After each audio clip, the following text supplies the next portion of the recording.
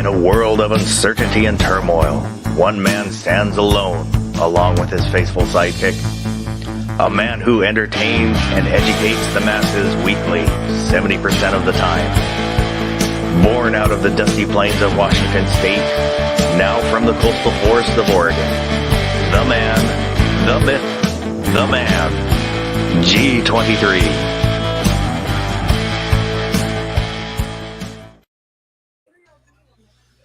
Welcome everyone to Saturday Evening Chats. We are joined tonight by Mr. Artak and Daughters. Welcome. Oh, thank you. Tori's in here. Hey. Hey, Tori. So first in the crowd was Kingpin, Sam of Anarchy, New York Outcast, AR Gun 1776, Mad Sexy, Reloader 762, Rich White, GGW Reloading, Tactical FUD, Artak and Daughters pulling double duty, Thoughts of an Old Soldier. So, and Mr. Michael Hurtnick just jumped in. So, I was in a chat earlier this week, in a side chat, and optics cuts had come up. And a guy was thinking about maybe getting his Glock Gen 5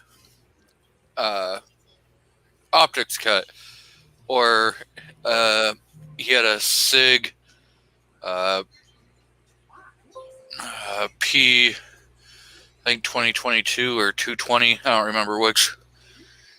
He was thinking about getting optics cut. So we kind of were talking about it. And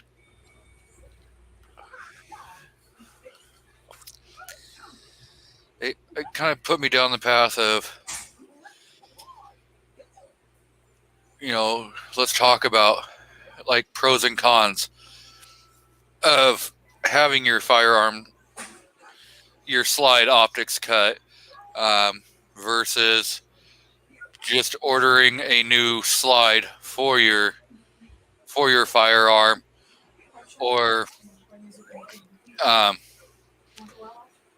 just getting like a dovetail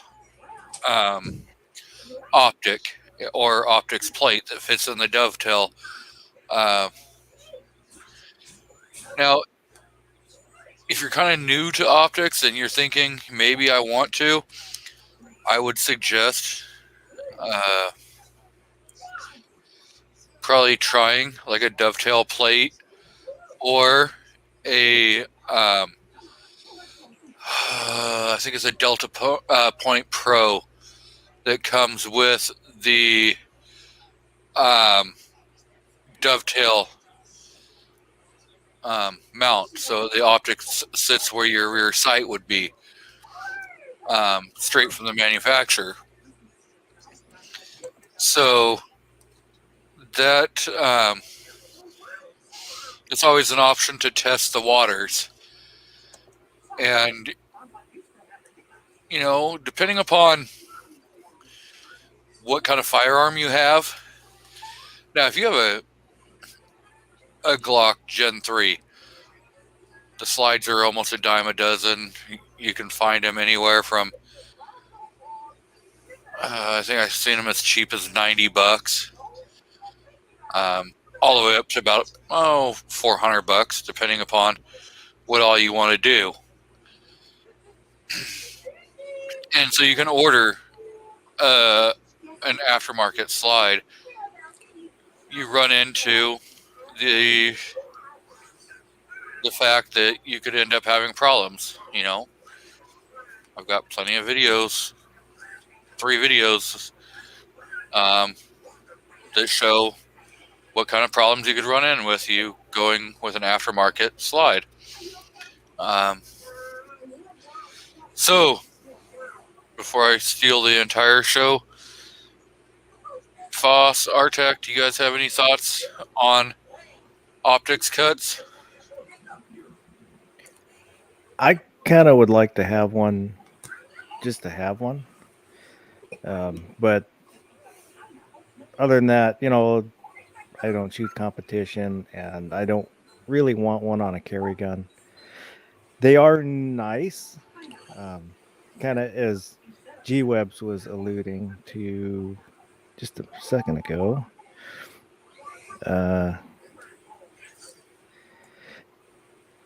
You don't need to cheat. They're almost like cheating. They are very nice to use, but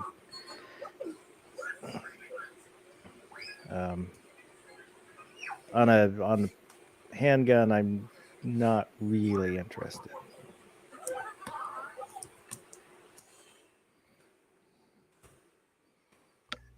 On the SIG that I brought up, the wife SIG, besides the fact that the dot's off, what was your thoughts on that? Like I said, I have shot them before, and I do like shooting with them, but for like carry guns, I don't want that extra size. The extra kind of becomes a complexity because it's an extra thing you have to take care of. And for the carry gun, I just want it to work. I can see that.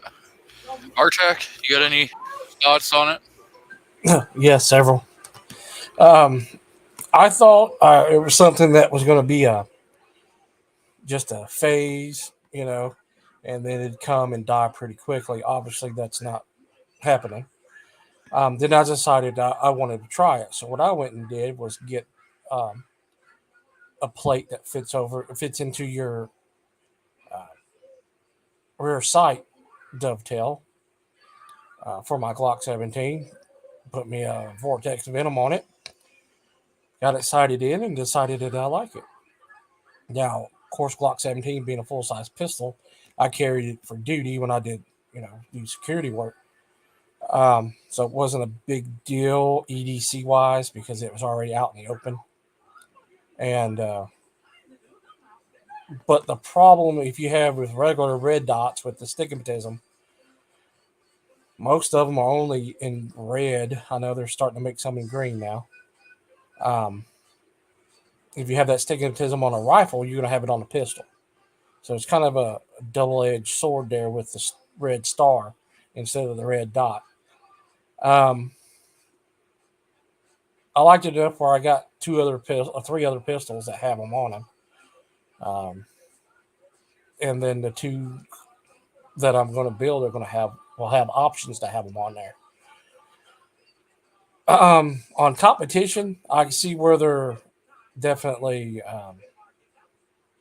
desirable because you're faster on target and all that. Cheating wise, no, to me, I don't think it's cheating. It's no different than having a True Glow sight on there at night or a True Glow during the day with a fiber optic, with a big red fiber optic on there. Because whatever draws your eye faster to the target is going to be better for you, whether you're carrying or not. Foss says about putting it on a carry gun.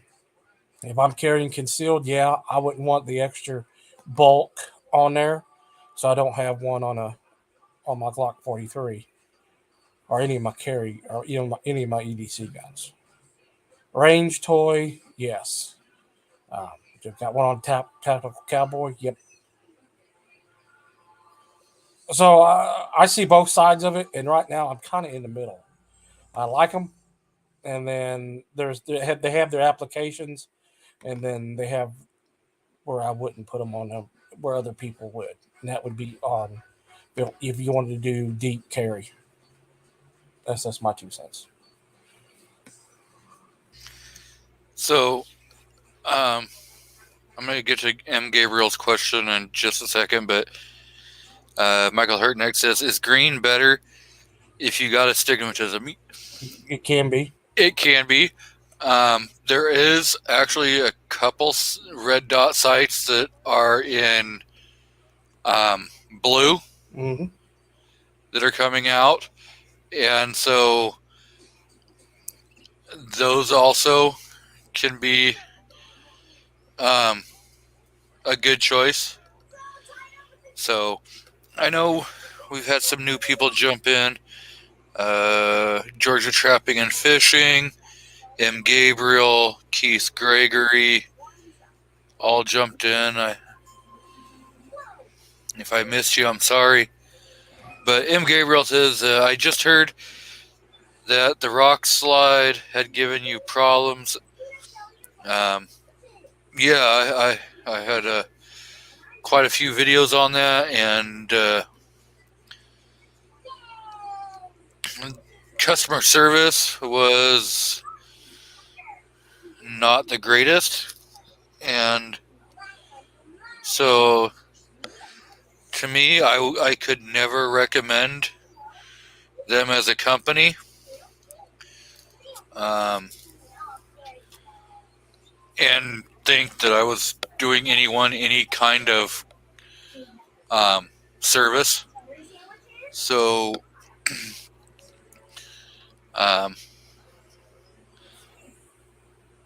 when I ordered my rock slide, I ordered it as a complete upper. So it came with the striker, the extractor, everything, safety plunger, all of it installed, along with a slide plate on the back. And after back and forth emails with them, trying to figure out what was going on, I ended up figuring out that it was the slide plate itself. They had sent me a bad slide plate, and I sent them pictures. So, on a standard Glock slide plate, if you actually look at the back, there's kind of a step down. And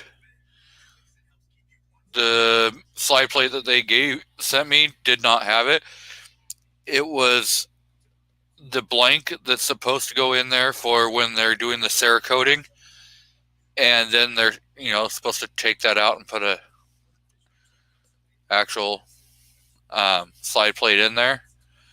Well, after they Cerakoted it and they put all the parts in there, they just slapped the slide plate back on and shipped it out.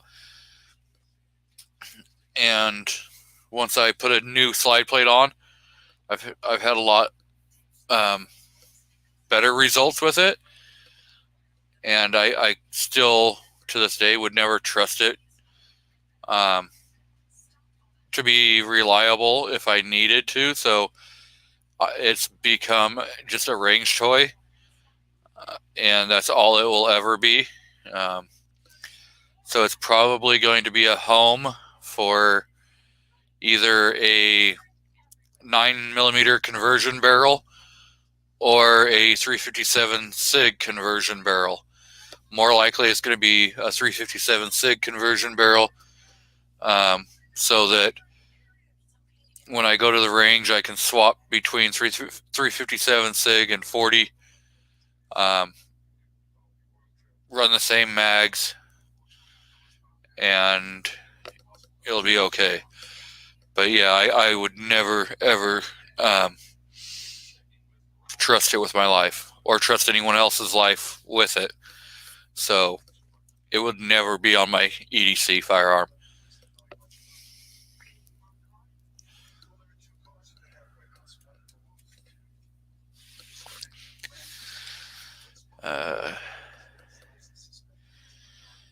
In one of the back and forth emails that I had with them, they advised me that I should run some 124 and 147 grain through my 40 cal barrel. Yeah. let me run some 9mm ammo through a 40 caliber. That sounds about as logical as some other crap that goes on, but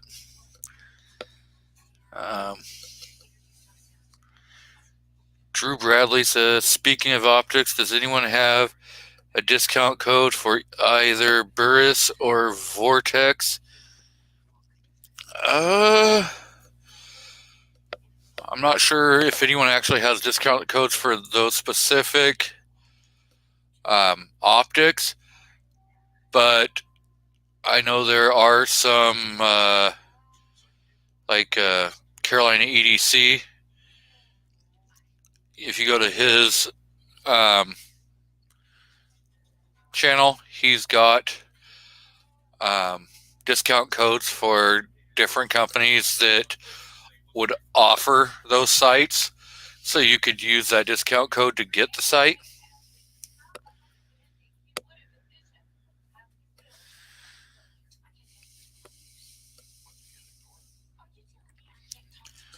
Do you guys know of anybody? Oh shit, I was still muted.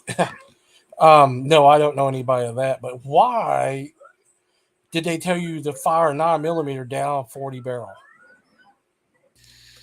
That makes no damn sense whatsoever. I wish I could tell you, but when I replied to him, why would I run 9mm through a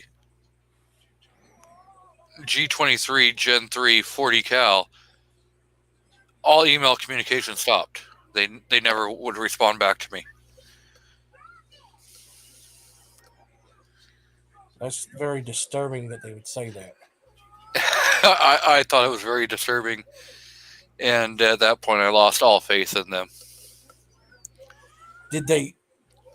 Well, obviously they know it was a 40 caliber once you said that, but did they know that beforehand? Yeah, because I ordered. Well, I even had said many a times in email communications with them that it was for a Glock 23 Gen 3. So unless the person, working there didn't understand what a Glock 23 was, which then even at that, all you have to do is a 2-second Google search and it's going to tell you it's a 40. That's true. Yeah. Yeah, Mad Sexy, you're right. It could get somebody hurt or killed.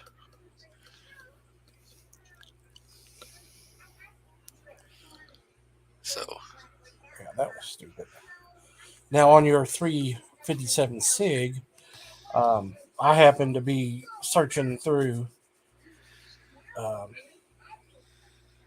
eBay and came across a M&P Gen 1 357 SIG barrel and snatched it up because I have a Gen 1 that's in 40 and I have a Gen 2 that's in 40, but my Gen 2 is FDE and has the 5-inch barrel. So, and I've always liked the idea of the super fast 357 SIG, so I went ahead and grabbed that barrel.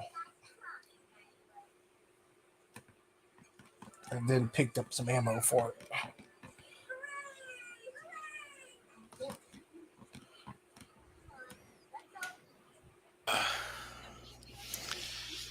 To most of your 940 357 SIG and Glocks, the mags are really, really close. So I've never actually tried putting a 9mm in my 40 mag, but you could easily take a 9mm mag and slap it in that G23 frame, because the G23, the Gen 19 are the same frame. It's just the slide and barrel that are different. And the back, the extractors in a different location. Yeah, they are.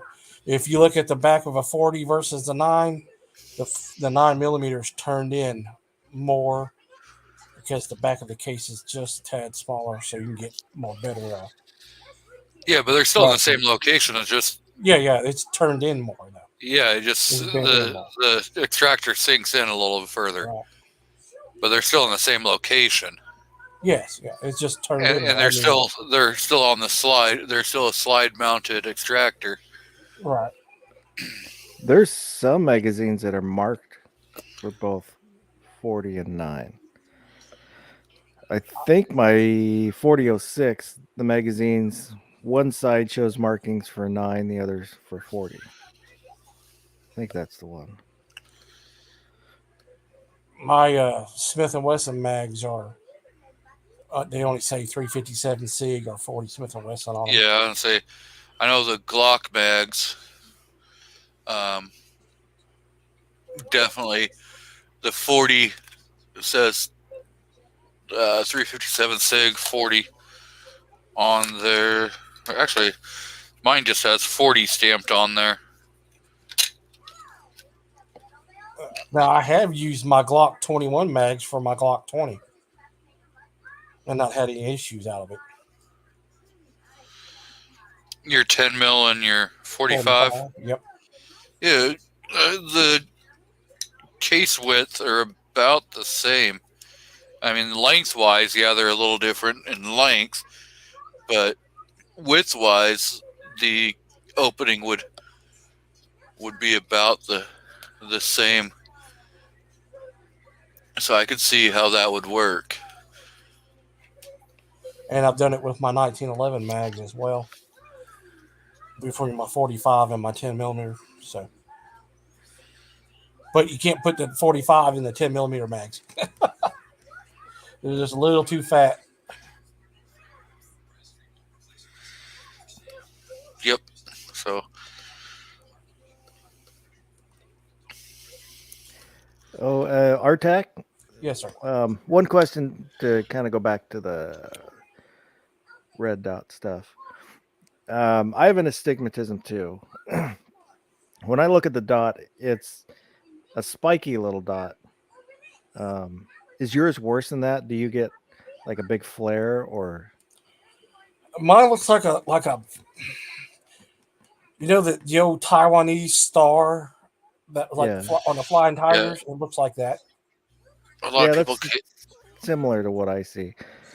I was just curious. I didn't realize it was me for a while until I actually took a picture of my red dot. I was posting it on Instagram or something like that. And then I saw the picture and I realized, oh, it's not the dot, it's me. Because I had heard people kind of talk about it and I didn't really understand what they meant. And so I can still use it. I just put the squiggle on the target rather than having that clean little dot. Yeah. Mine's more like a star, like a star basically, and kind of like a starburst. Yeah, kind of. Yeah, just like that, like the old Flying Tigers, Taiwanese star. It looks like it's what is it, 8 or 9 point star or something like that. And I didn't always have it until I got older. It's when I started seeing it. And then the green is a little bit sharper for me. I can see it slightly better. And then I got 2 blue dots on 2 of my ARs, or it has the option for blue, and I can see it real sharp. I'd kind of like to try that blue one. That I think I saw it on your video. Because I got 2 of them, and it's got the green, the red, and the blue. And of course, there's everybody sees a little bit differently, so to each their own. And then I heard somebody said that they're making it's either a amber or a yellow dot as well that's coming out. That would seem like it'd get lost in the background. You would think, but especially in like bright situations. But if you think about if it's orange or amber, would it be just like a True Glow orange front sight or fiber optic front sight at that point with the orange? You would think it'd be the same. Yeah, that could be. So I can't remember who said anything about the yellow or amber. Yeah, there's a. I think Holosun was gonna bring out multiple colored optics for people with Color with blindness. yeah. Yeah, that would work with people who colorblind or the astigmatism. So I'm just gonna go through a few companies and kind of show. I know we have Rob D who has joined us, and so he can talk as I kind of go through and show. This is BattleWorks, and they offer optics cuts. It's like $100.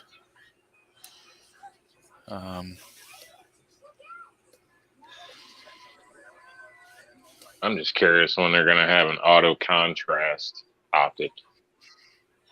So whatever you're aiming at, it automatically contrasts. It goes a different color. Because all these colors kind of has me worried in some cases. Yeah, I don't have an autism or anything, so I kind of picked, I guess you can say, go with my colors due to I don't You the have an definitely have autism autism, either. area I'm motherfucker. in, You got or whatever autism, you don't call lie. it there. Stigmatism. Stigmatism.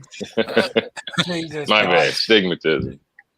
So yeah, I don't know. So I'm, cautious of my backdrops is what I focus on with it. But some of these dots seems like you'd be lost depending on the color of what people are wearing or this or that. And I know a lot of times people are thinking targets, but I don't know. It'd be nice to see a dot that would automatically switch to something different than what you're pointing at. We're probably about 20 years away from that, Rob. Since I got to work tomorrow, I will say a prayer to you to Parts Store Jesus.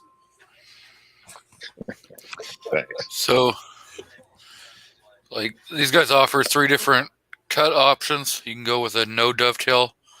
So if you want to give up your rear sight, you can do that, or you can go with leaving your dovetail in the back and having your sight mounted in front of it, which I think it's pretty standard, and I've never really seen somebody who offers to put a dovetail in front of the optic. I guess you could still co-witness that way. Yeah. Be one hell of a way of co-witnessing. Now, I have seen a couple slides like that with the dovetail in the front, but given it doesn't really make no sense. Why, if you still want co-witnessing sights, why would you move it to the front and shorten your sight radius by, what is that, about 3 inches, 2.5 inches? Why would you do that, not just keep it at the back? But I've seen some of the plates that have they'll have the same footprint. Is that for a Glock? Well, that is a Glock slide. dude. Yeah. This Oh, one well, is, there you but- go. Because Glock guys just buy it because it looks cool. Well, But on the Smiths, they remove it completely, except on the 10 millimeter, you still got your rear sight. But like on the 9s, they're gone. On the 40s and 45s, they're gone. I don't know why Smith did that. But there's actually a mounting plate that you can put on whatever your optic you got, and it'll have a front and rear sight on it to co-witness.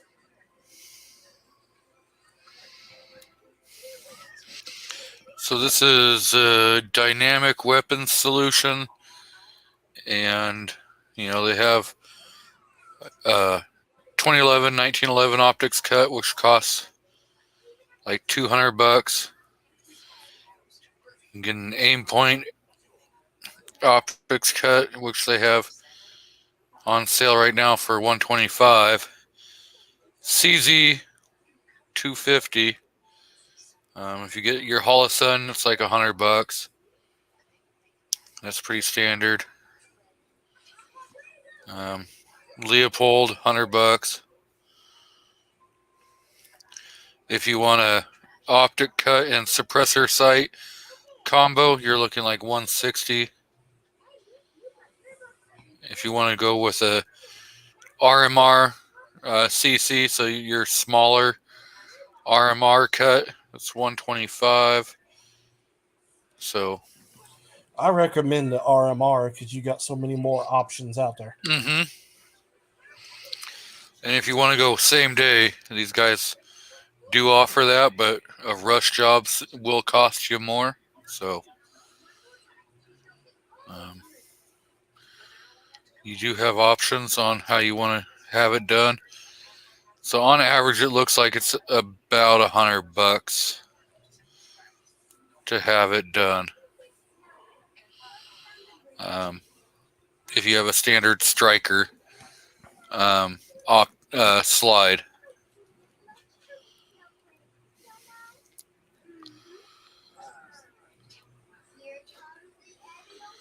So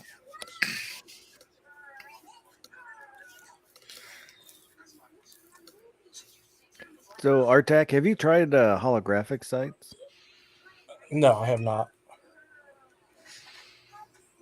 I'd be curious to try one, but I'm not going to spend the money to buy one. I've had, yeah, that was my thing. Because what I did was when I tried the RMR, I went as cheaply as possible as I could.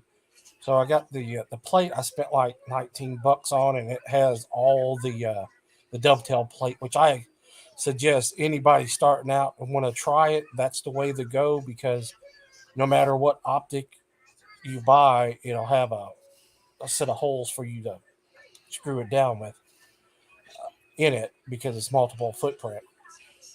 And then I went on eBay and got a Chinese knockoff of a Trijicon RMR, and it was so perfectly copied that it had the same issue with the original RMRs, where you would lose your dot as you were shooting it. And it's because the battery wasn't tight enough, and I had to put a little piece of paper in there. Maybe a quarter inch, if that. Yeah, I put a tightened little it back piece of down, foam. and it took care of the problem. I put a little piece of foam in mine to tighten it up. And that took care of it. So I think I paid $35 for it, and then when I complained, they gave me like $20 back on it. And I was like, okay. And then I was like, well, man, this looks just like a Trijicon RMR, and shit, it was copied pretty damn well, where it had the same flaw. And hell, I've had it on my Draco, and it held up on the Draco for a long time, and then now I got it on. What the hell do I got it on there? No, I don't have it on anything right now. I took it off of the Draco.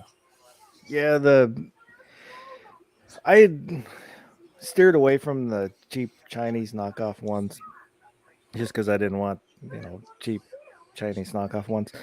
But I was watching this years ago now, but Ghost Tactical was talking about them, that it's a good way to try something out so you're not out a lot of money, right, if you don't like it. He's 100% right on that. So I might do the holographic ones like that now. Get one of those from China and see how it goes.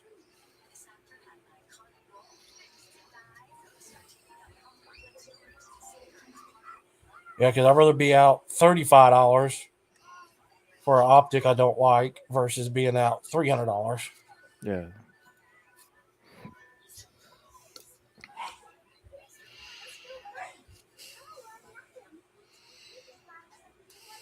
So personally, for the people in the crowd, I have 3 that have pistol red dots on them, and I like them, and I can do without them. I don't have. It's not a have to thing for me.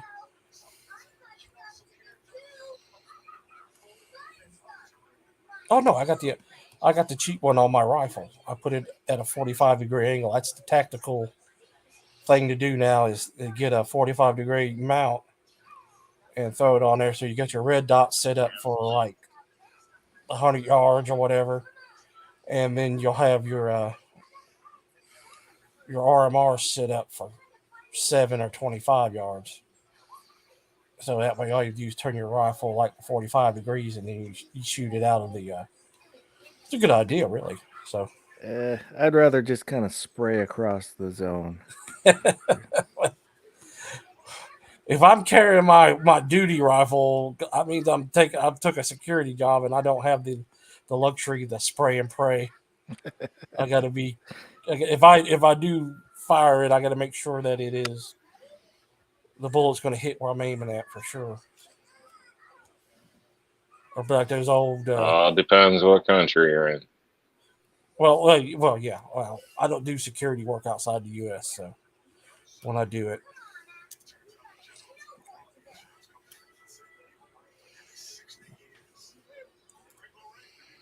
because my second job, I'm the facility manager at the old Whirlpool plant here, so there's no need for me to. I still carry, but You say Whirlpool? Yep. You sons of bitches. No, that's not who I work for, Rob. That's the plant. It used to be. I actually worked security for Whirlpool for almost 10 years. You sons of bitches. I hope you sabotage that place. Hey, look, if you ever go back onto my into my Instagram post, and you'll see how they treated that plant, where they had 90 acres down here. And it used to be the Magic. I know we're going back in time. It was a Magic Chef and Dixie Foundry plants, and then Maytag came in and bought all the little separate ones up and turned it into Maytag. In like 1986, and that's when my wife's grandfather moved down here from Iowa, and to be the Maytag president. At the same time, they bought Black & Decker, Hoover, and KitchenAid. Well, Black & Decker and Hoover was so far in the red that it pretty well took Maytag with it.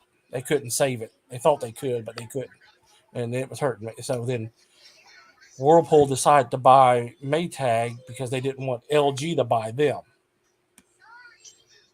So in 2006, Whirlpool bought Maytag and added their brand and their lines to Whirlpool, of course. And then in 2011, they built a new plant here.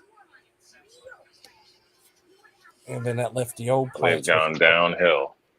Oh, dude, I could tell you, I sit there and watch them run 60,000 stoves, because they only make electric stoves here in Cleveland, and they make all the high dollar ones like the Gladiators. But it's funny because if you buy a Gladiator stove and you look over at the Magic Chef stove, it's the same damn stove. They just put different stickers on it. Anyway, they ran 60,000 ovens with the wrong computer board in it. And I said, well, when did you guys find out it had the wrong board in it? He says after the 2000s was ran, they figured it out that they had the wrong boards in there. I said, so why did you run the other 58,000? Because we had the boards. So you run 60,000 ovens knowing that they had the wrong parts in them, stuck them in, then they hired a bunch of temp workers to come in and swap them out. And it took them 6 months to do it. Yep. The only reason why they did that is because of production numbers. That is all that matters. It's how much they run. Don't matter if they're right. We got reloading from the hot pot that's jumped in. Hobbies Hobo, Andy 79Z28, Mr. Chris Winzit, M. Gabriel, Mike White, G Webs is out there, Defense Dad. So, Chris asked, is there such a thing as a pistol prism dot? Not that I know of. Mr. Mario Molina has jumped in, so welcome.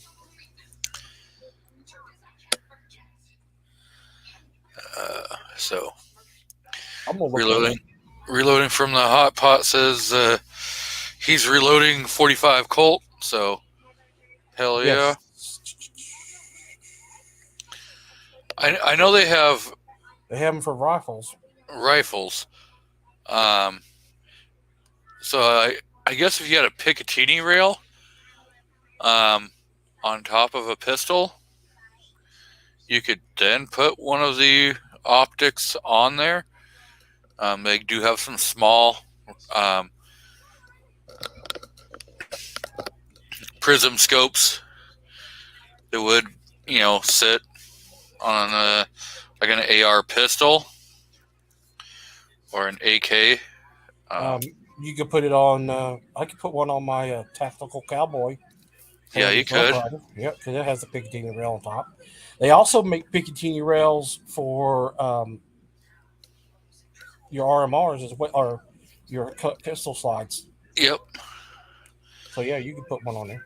Yeah, and you could. I know certain revolvers have some RMR you can have attached.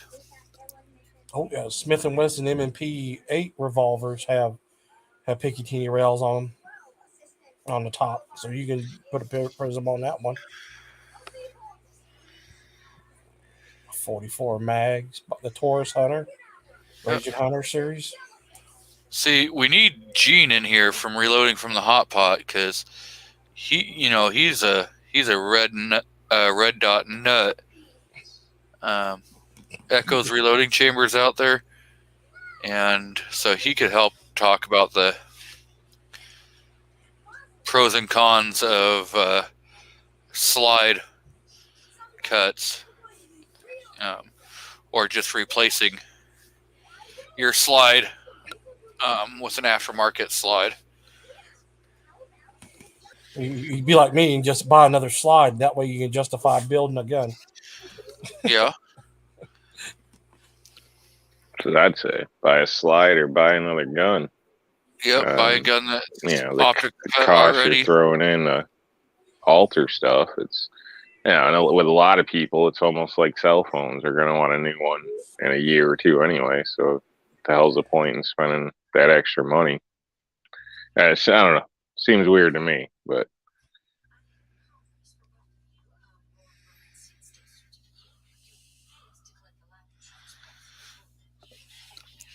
Yeah, and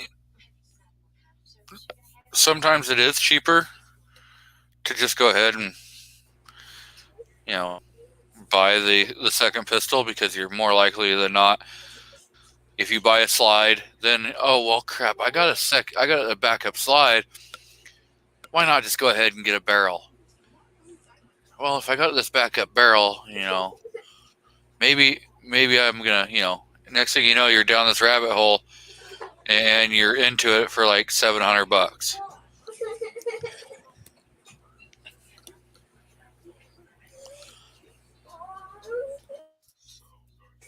Yep, that's what happened to me. I bought a couple barrels, and then I bought slides, and now I'm building 2 more. Yeah. So. Yeah, I don't understand why everybody'd want those transfer plates and everything anyway. It's just, another weak point or this or that. Figured you'd want something where it would lock right in nice and tight, where it's supposed to be, the height it's supposed to be. If you're gonna do it right,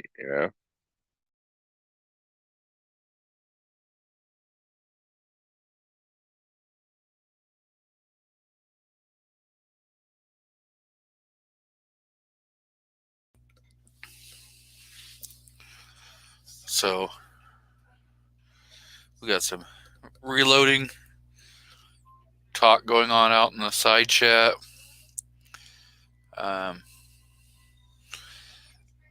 Honestly, I don't. I haven't downloaded the Hornady app, so I can't really speak to what it says on the app. I stick to the reloading books. And if I ever have questions, there's so many guys out there that do a lot of reloading. I can email or call any of them and get a question answered. Now, they're not going to tell me an exact, load data, but they'll answer any other questions that I have. So we have Baron SVG out in the crowd.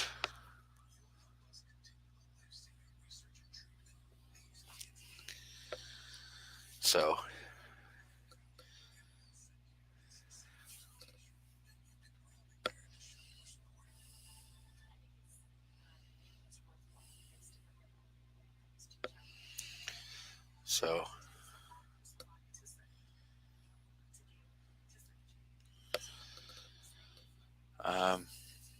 you guys have anything else on optic cuts versus just going and buying a new firearm? No, I don't recommend buying a new firearm. Well, you could, or if you just want to update one, but then you'll want to build one, and I recommend that too. I recommend all three.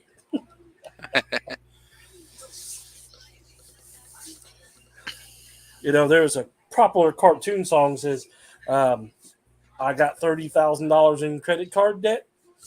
When they call, I say I can't pay it back yet. I'm not advocating that, but And no, I don't have $30,000 in credit card debt. So we've got Range Bros TV out in the crowd. What's going on?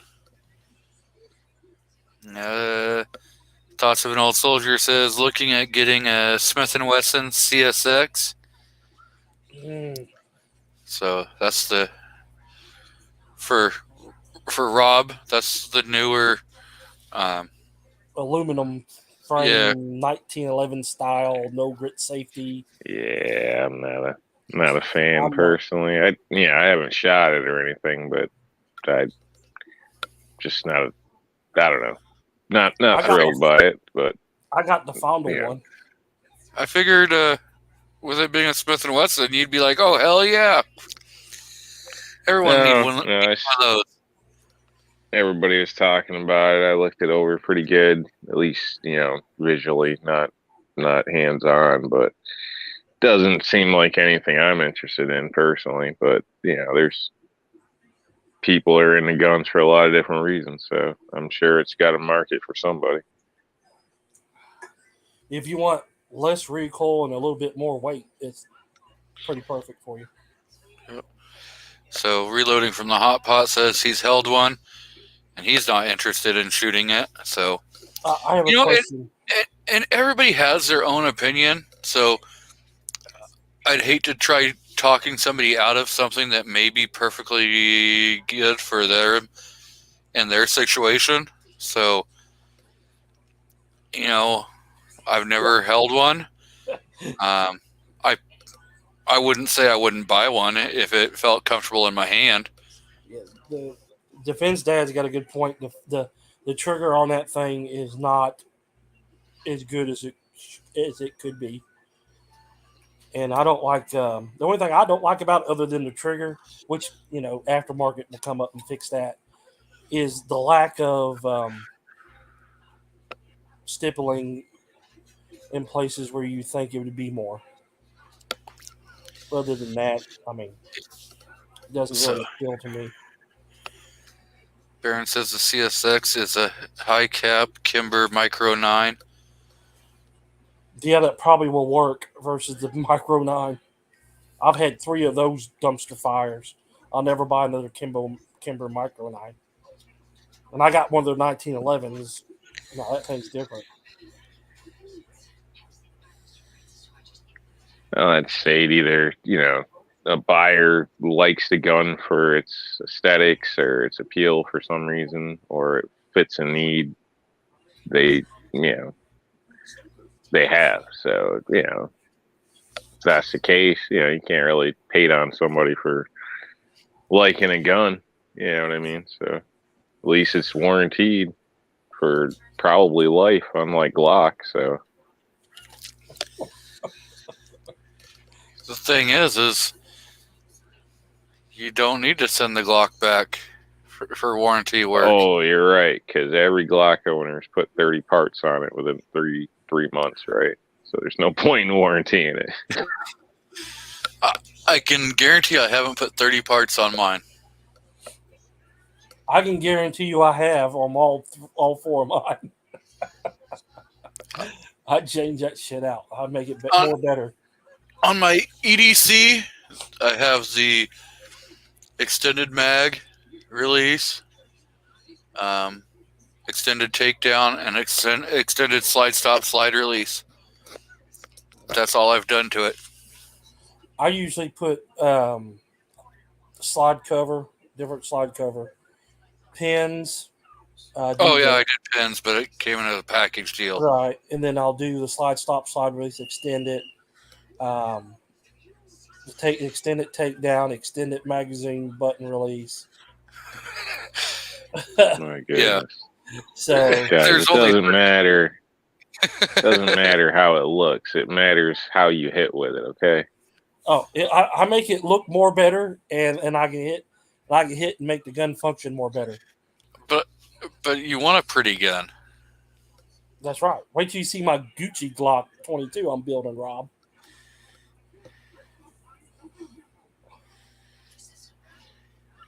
You better have the fingernails to match it. I'll have Victoria hold it for the video. How about that? Let her paint her nails gray and blue or whatever.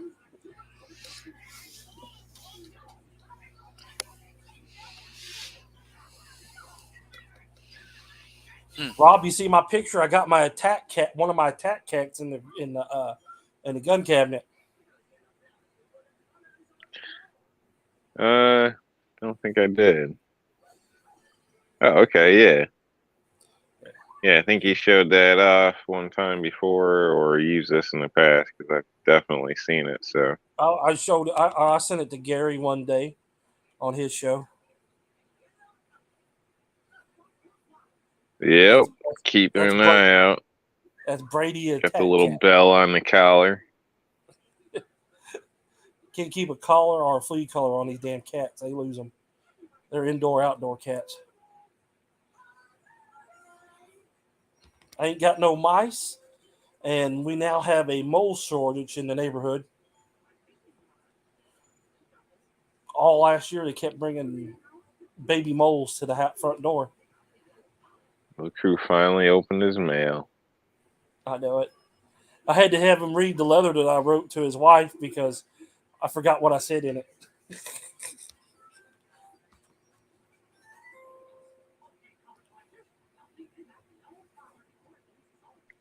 Isn't even open. He isn't even gonna hang it up.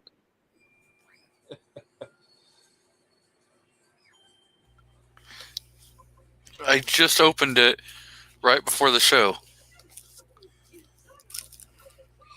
Those were made So by it was like Alan Anchor. at least 53 minutes ago. Yep. It was.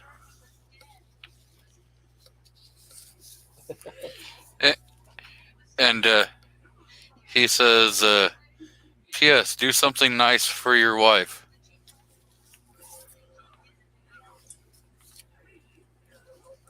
That's right. And then G said, Rob's got you convinced I do nothing good for her. And I was like, no, it wasn't Rob. It was you. Just because I don't. It's working. One day we're going to get you to buy her flowers just for the hell of it. No. If he does do it, he'll just do it to get us to shut the hell up. No. Like I said, flowers, buying flowers that are just going to die in, 3 to 5 days is a waste of money. What's the ROI on that? Please. What is the ROI on flowers that are going to die? Absolutely nothing. Oh, no. Usually that equals bedroom time. And that is You like got those and like after a week ago, and they still look great. That's because they're plastic and they're dead. No, they're not. okay, well, even if you bought her plastic ones, that would still be an improvement over You know, nothing. If you're gonna do something like that, buy her a rose bush, or Oh, get Flower. out of here! Look at you. You never buy your lady nothing, and you want to give me advice? Get out of here, man. When was the last time you bought your woman $1,000 gun?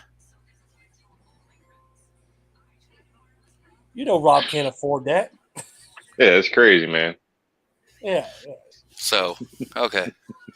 When you buy her $1,000 gun, you let me know.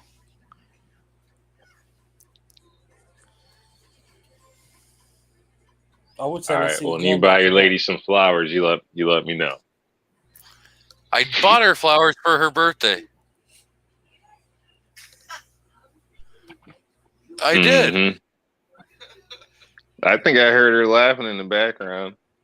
Did I not buy you flowers for your birthday?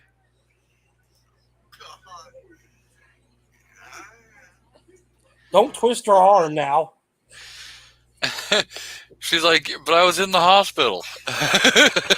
Ah, shit. So it's going to be your birthday and in the hospital to get flowers from you? Holy shit. Damn. Rough. You talking about rough. Man. Now you got to be on death's doorstep before you get an I love you, I bet. I tell her I love you all the time.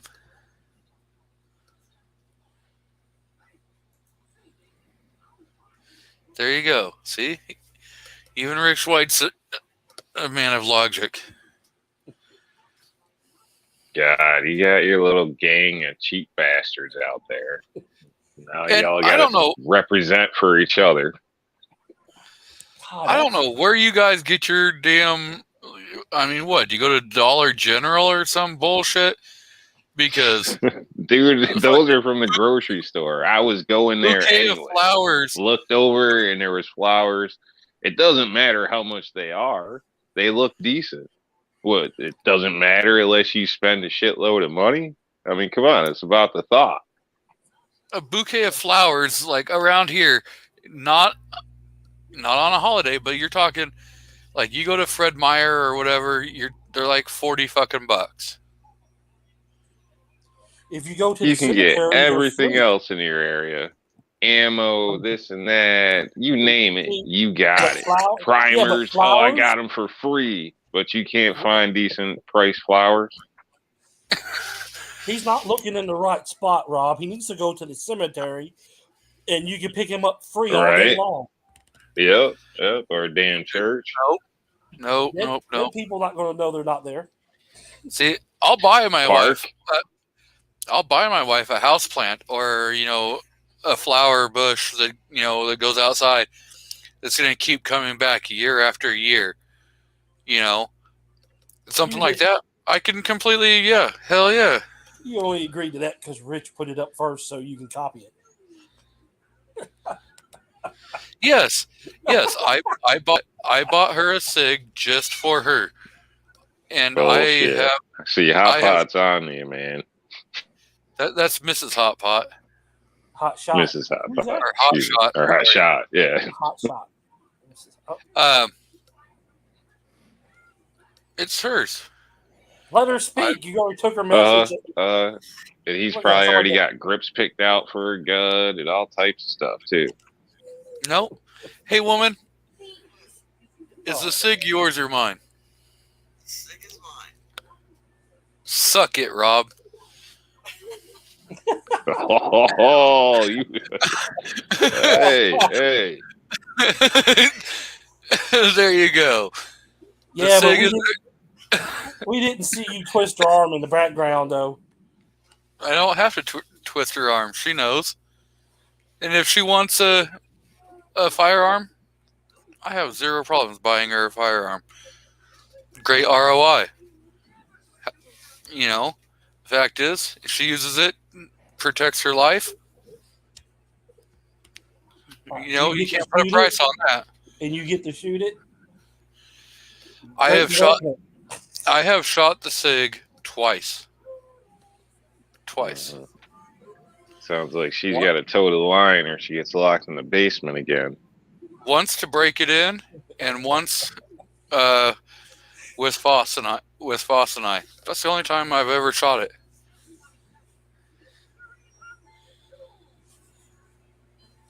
You know, Rob, we never asked Foss how she was in the car. Was she like duct taped and tied to the seat in the car so she couldn't jump out and run away? No, he takes very good care of her.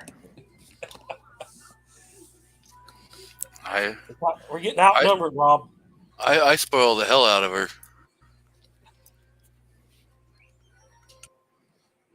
You're right, because I never bought my wife a $1,000 gun. I made sure she got the $100 Raven.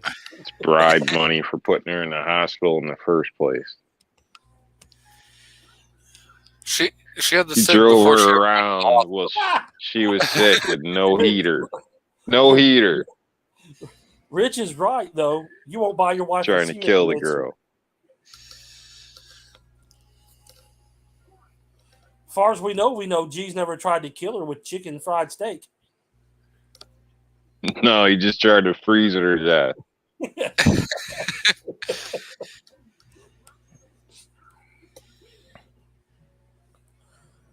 So much for RMR cuts. Yes, I did get very like I had hives, defense dad. I'm telling you, like there was red spots all up and down my arms, like my throat was swelling shut.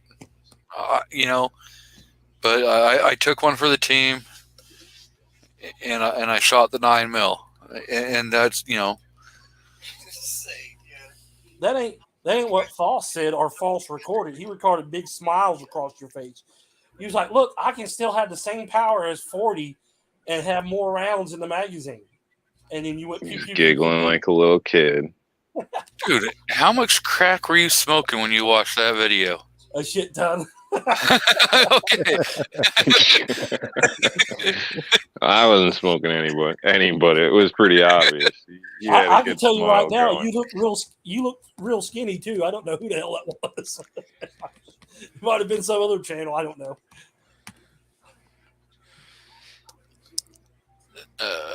Senior Master Sergeant Bulldog says he keeps trying to get his wife a new gun, but she loves his grandpa's Colt Agent 38. Yeah, and Can't beat the good old guns like that.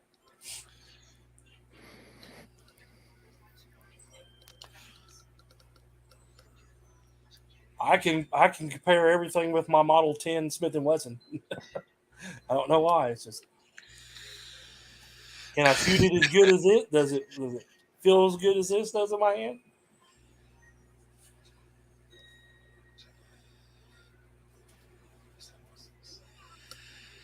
well, technically, defense dad, it is hers. I'm just saying. His daughter shot his VP9L yesterday, and she's trying to claim it as hers. That's how I lost my PK380 That to happens. Victoria. I'm just saying, It's not a big loss, though. you have a choice. Yeah, it is. You I like can my you Magnum. you can let the kid have the firearm now, or hope and pray you don't get rat poison in your coffee, and she gets it tomorrow. Good They thing are I don't drink Walters coffee. in name only. That's a common problem, I think. Yeah, you get a gun, and then the next thing you know, people want to claim it. So, seems to be a fairly routine issue around the gun world. So, I always tell people buy your own, damn it. So, maybe if you're lucky one day. But Yeah, Jessica wants my G43. She likes it. She give up the claim on the SVD9. Now it's on the G43.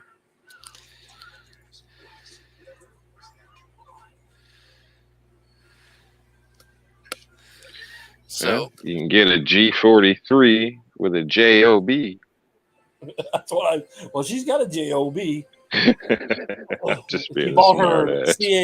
She bought her CAR, so she ain't got no car payment. Okay.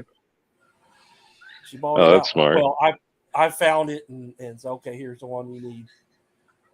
Give me the money so I can go Jew the guy down. So we got Travis P11 out in the crowd, and defense dad's daughter says he has to take the 1911 and the VP9 to the range in June so that she can see which one of the two is going to be hers. Smart girl.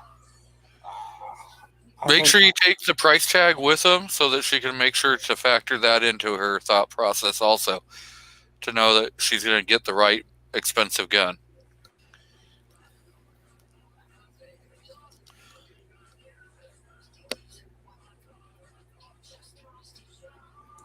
Yeah, they got the Gucci Canik Rival out now with the gold accents. Or you can get the straight blacked out. Yeah, I did a review on the straight blacked out one, and I looked at that and I was like, man, I should have waited 3 months instead of got the Meta. But I like the Meta, so Yeah. Mrs. Hotshot says that she did that with reloading from the Hot Pots gun with the Canik, but now she's got the Rival, but he still shoots it. And, of course, you're always going to know shoot. why they're not riding. They dust the bike off. Got it sitting out there. What the hell, man? If you don't want to ride it, I'll come take it out for a spin. Well, depending on weather conditions could be not the greatest. I don't know if anybody noticed, but he even had the beads on the seat. That's important, so your ass don't get all sweaty. Yeah. It's don't good get stuff, swamp man. ass. I have not seen any notifications for his videos, so I'm going to have to go and actually go to his channel. Whose channel? Reloading from the Hot Pot. I don't think I've seen his channel. Well, How can you not have seen his channel? He's got some great videos. I'm pretty sure I'm subbed. I ain't seen anything new. Keep rolling. Last competition, he won the trophy girl. Yeah, he did.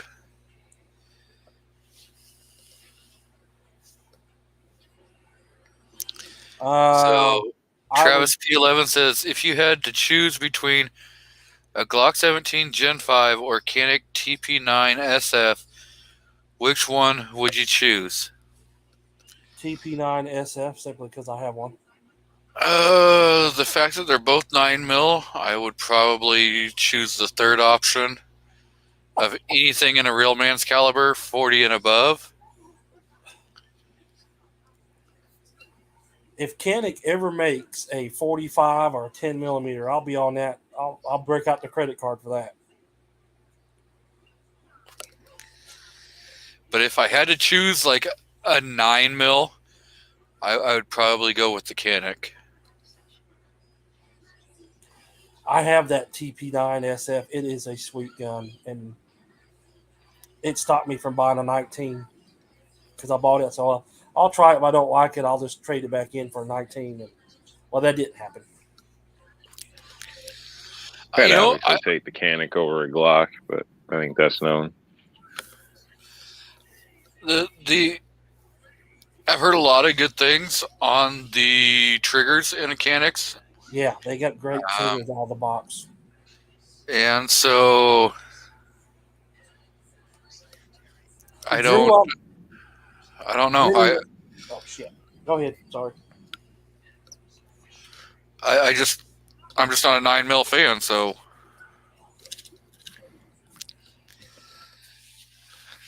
I guess I'm kind of biased in this. Go ahead, Artak. Drew, I'm on the panel.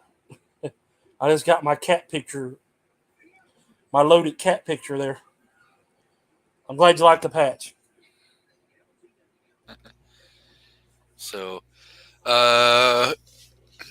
everyone who won a prize, they should be in the mail. And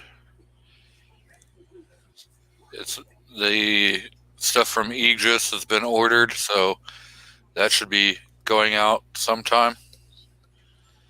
So I hope everyone enjoys the giveaways we did in breaking everyone's bank. I mean, Rob D's still crying about the $5 he spent. That's right, man. That's right.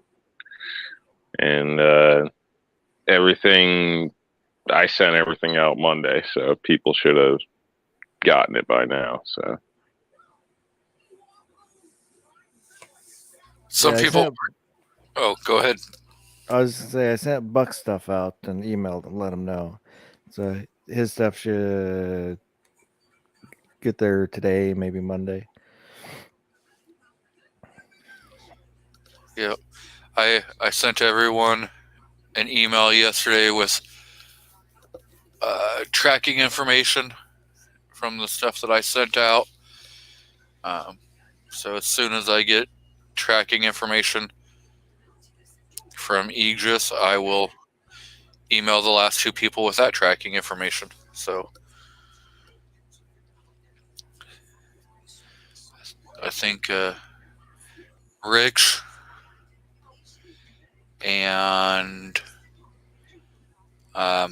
MKJO should get theirs on the 18th, and I think CNT will get his on the 19th. For some reason, his is 3-day, while everyone else's was 2-day. It's kind of weird.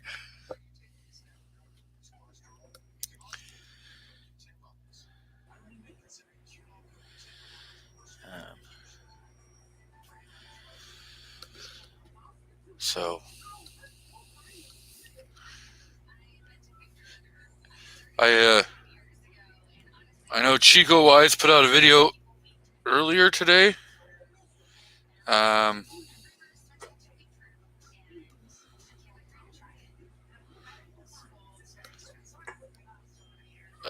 About the Georgia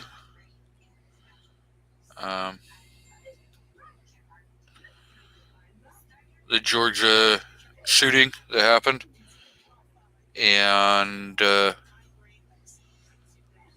should I think they captured the guy. Was They it never- gang related? Well, They he never- turned himself in. He called the cops and said, "I'm at McDonald's. Come get me."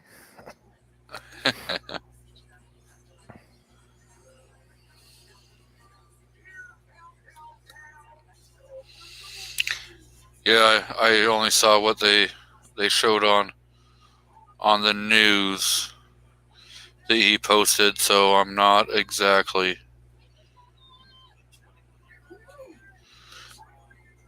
I haven't heard anything about it. So the wife says it was a 21-year-old kid, and that's all they're saying about it. Another Waffle House shooting or something. No, so couple weeks ago, Yeah. down in Georgia, there was a triple murder at a gun range and gun store. Ah, they- okay. They I killed. was mixing up. Sorry, I was talking about the New York one. Oh yeah, the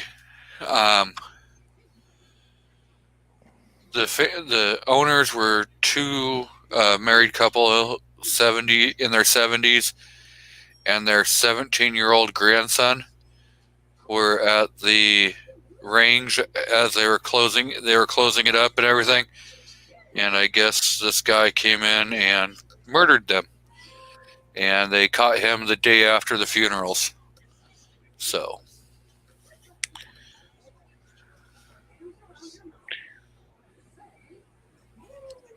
And they knew who it was. Would they have video evidence or something, or the guy confessed, or? Oh no, he took all the video evidence with him. yeah, He stole about 40 guns, and he took the Mm. camera system. So they had a shooting in Columbia, South Carolina today. What a moron that guy is! Because if he gets captured, they redid the firing squad. Yeah, but it'll take him 40 years before they'll face it. Not in South Carolina. They'll get that justice done quick. ACLU will be down there crying. Oh, it's inhuman to shoot him. That's the problem. A lack of holding people accountable. Mm-hmm. Yeah, Start paying per firing view and squad's execution. cheap. Yep. You know, think about it. A lot cheaper than housing somebody and going back through 20 times with the same crap. So Yes, woman. This would be your kid. A Michigan kindergartner brought a bottle of ready-to-drink Jose Cuervo margaritas to school and passed out drinks to the other kindergartner. What was that? I didn't hear it all. So Be your kid. I guess a kindergartner took a bottle of Jose Cuervo margarita mix, ready to drink, pre-mixed, ready to go, tequila in there and everything, to school and started handing out drinks to all of his other classmates. And the Wow. wife's like, that would be your kid right there. Drinks on me. All right. So I take it that the afternoon classes, everybody took their nap without a problem. Yeah, I'm pretty sure they all took a nap without a problem.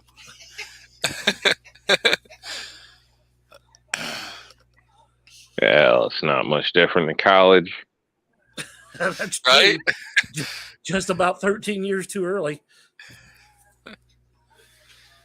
And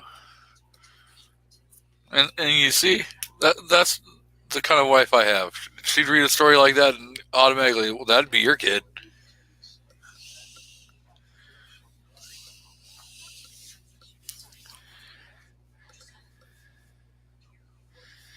So it looks like CNT Designs hit 100 subs, so congrats. Thousands just a little bit away. Yep. I know 2 out of the 4 people on the panel have 1,000 subs.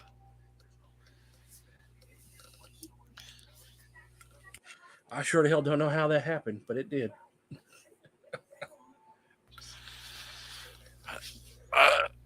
I'm pretty sure you bribed your daughter's classmates to join. Oh, dude, she was working it hard at the school when we was around 980. She was at school working hard, trying. You need to sub to my dad. She even threatened one boy. He said, "You sub to our channel, I'll whoop your ass."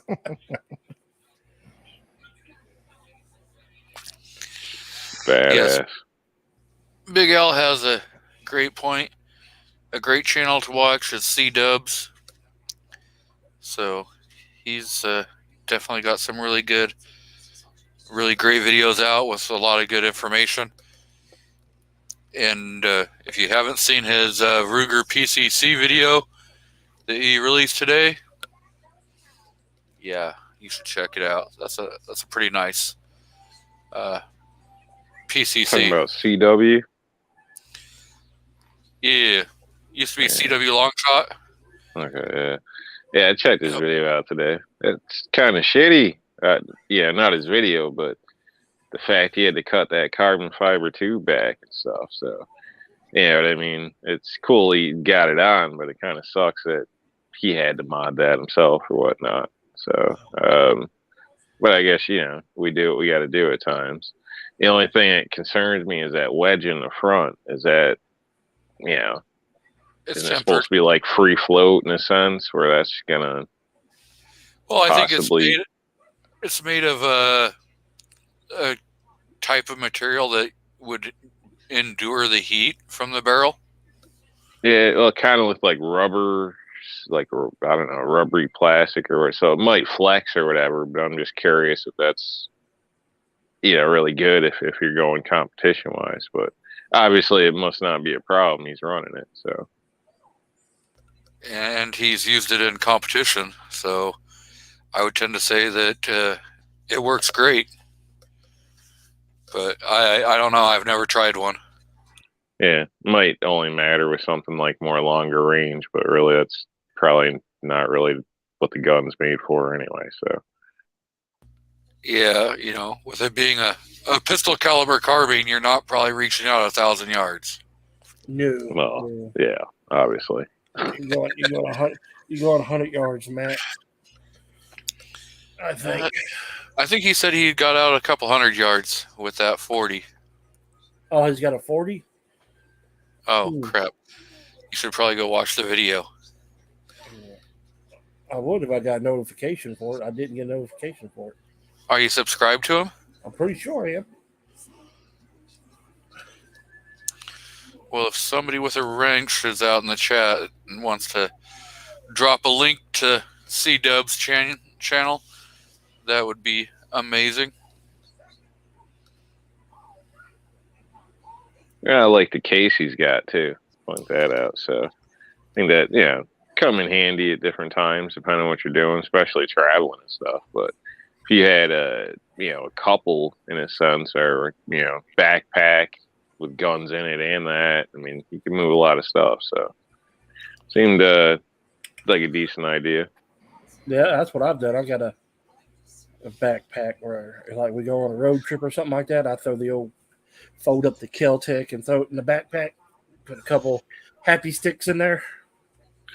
Yeah, he's got like a hard case, but it's also got like a pull handle and wheels on the bottom.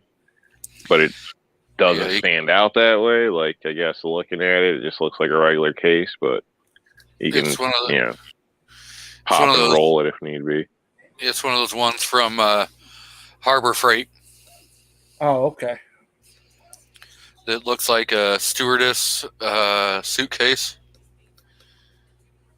So, have a good night, Mr. Knives. And I know my wife's over there laughing. You're not being PC. Airline attendant. Stewardess. G-Webs, did you get your patch from me yet?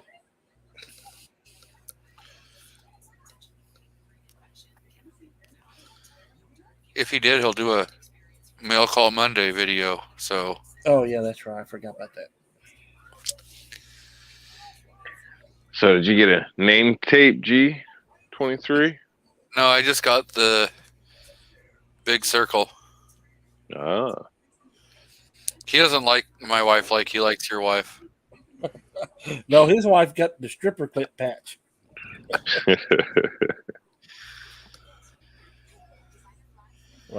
Just letting her know that, if Rob ever kicks the bucket, I would appreciate her.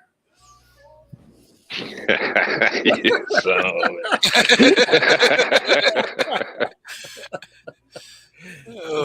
a- she likes guns. It's hard to find a good woman who likes guns, so I'm just saying. He said no, he'll look again on Monday. Okay. I said it at the same time Drew got his, but Drew lives up north, and G's out there near the West Coast. Yeah. He's in Arizona. Arizona. I did my 5th grade book report on Arizona. And I don't remember nothing other than that. Phoenix, the capital. I remember that. Or anyway. Is it Flagstaff? Oh, shit. What are you talking about? The capital of Arizona. Is it Flagstaff or is it Phoenix? It's Flagstaff because Phoenix isn't the capital. Okay, yeah. My 5th grade report was on genocide. And the next thing you know, I was in counseling. It's the weirdest thing. Okay, Rob. Just kidding, obviously. We're killing all these cockroaches in New York. Talk about the horror. Did one on fusion reactors. I did one we were told we had to do a book report on somebody who had a large impact on the world. And I wrote a book report on Hitler. Oh, that was too easy. You He should had have a done large, it. he had a large impact on the world. You cannot say that he has not had it. You know, Well, I'm lots not of saying people. that he did anything positive, but he did have a Volkswagen hell of Beetle. a large impact on the world. He designed the Beetle, the Autobahns. He did do some good things, not enough to make anything to overtake what he did. But yeah, Well, he didn't design it; he commissioned it. Yeah. well, yeah, same. Yeah, he sketched it. A Beetle. He was Times Man of the Year in 1938. Also, That's true. He did take a country that was Oh, bankrupt and made them a world power in less so than 10 years. G-Web says that Phoenix is the state capital, Oh, okay. unless they keep holding the Arizona rallies at the wrong damn building. In the wrong damn city, you mean? Why the hell was I thinking Flagstaff, though? I don't know. Was it used to be the sounded- capital, maybe? It sounded right. All right, now I gotta go.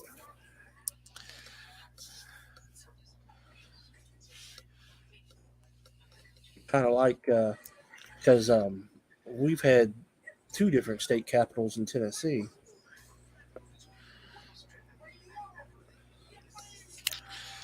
Yep. Sometimes, well, it used to be Murfreesboro before they made it Nashville all the way. So I sent G-Webs an invite, so if he wants to jump on, he should have a link. That's very true. Hey, yeah, used to hide the cities and lesser cities.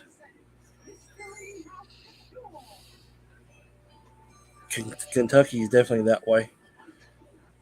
Frankfurt's the capital, and it's no bigger than where I live at now.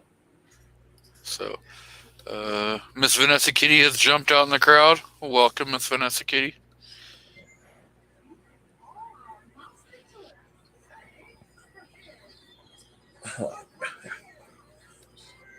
that's Yeah, the way but who would want- Washington is. Who would want Chicago as the capital of Illinois? Come see the capital city, get shot. Well, That's a nice looking patch you got right there, son. Oregon put theirs in Salem, Mm-hmm. you know, where the witch trials were held. Oh, Only the wrong damn Wrong- state. Wrong coast. You can. The Olympia is the capital of Washington State. And you can drive end to end in like 10 minutes.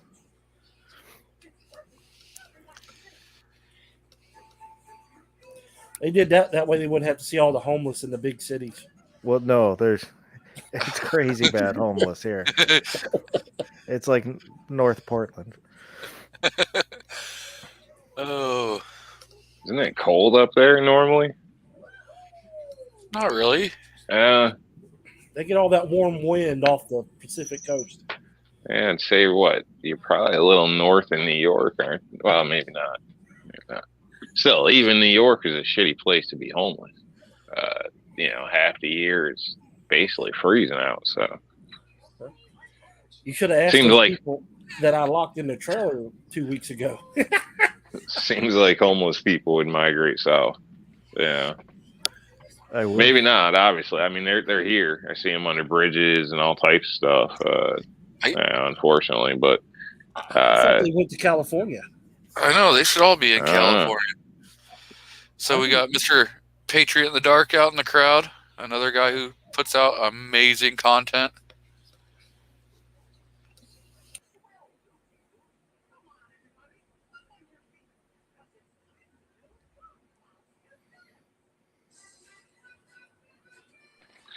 and I'd migrate if I ended up homeless.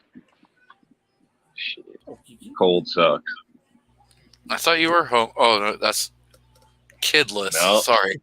Wrong one. Homeless, kidless, about the same. Carless, Big difference. floorboardless. So, how are you doing? You still crying yourself to sleep without having the kid there? No, I'm better. I'm better now. Where'd she go? She ran away from home. Obviously, he doesn't have a kid. Damn, you're too cheap to keep her up. Yeah, maybe run away? She moved off to her sister's place. It's like taking over the basement, so which is basically like a mother-in-law apartment or something. So Patriot in the Dark asks if any of us are on Rumble. I think I'm not new. I know that Andy79Z28 is over on Rumble. DM am. he is. Yeah. I think I have a Rumble account. I don't think I've ever posted anything over there. Yeah, I got a Rumble account too. I got mine set up so it posts the YouTube videos over there, but That's what I did. I haven't spent a lot of time over there. I have everything going to Utreon and guntube.org, I believe. I got Odyssey, and I know I got Rumble. I sent it to your account that you requested. So it was the gun website.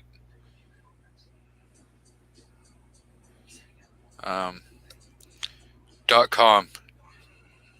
So it's your first name at gunwebsites.com is the address that I sent it to.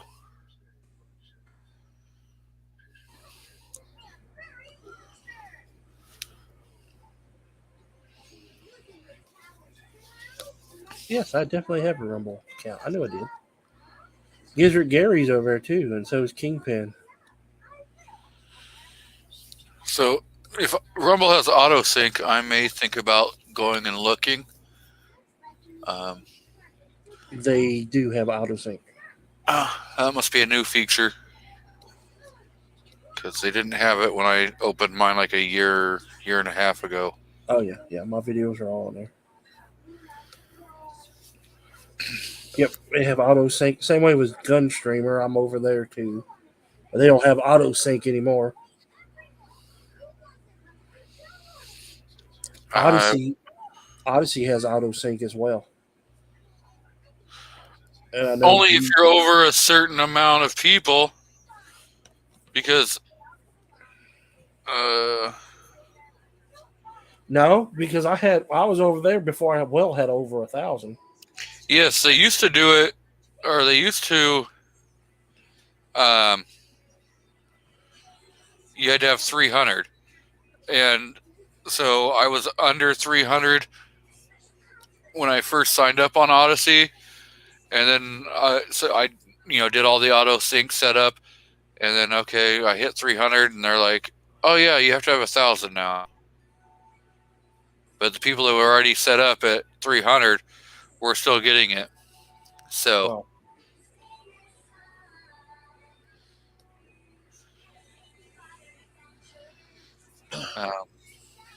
Yeah, when I first tried to do the auto sync, then it told me I didn't qualify for it, and then once I did qualify for it, it still doesn't work. So. Okay, so G-Webs, I sent it to your other account also, so you should have it on. There we go. It must have just been clogged or some kind of delay. Yeah. ATF needs more money. Yeah, definitely. Allowed to read it before they sent it over. So, welcome. I think so. I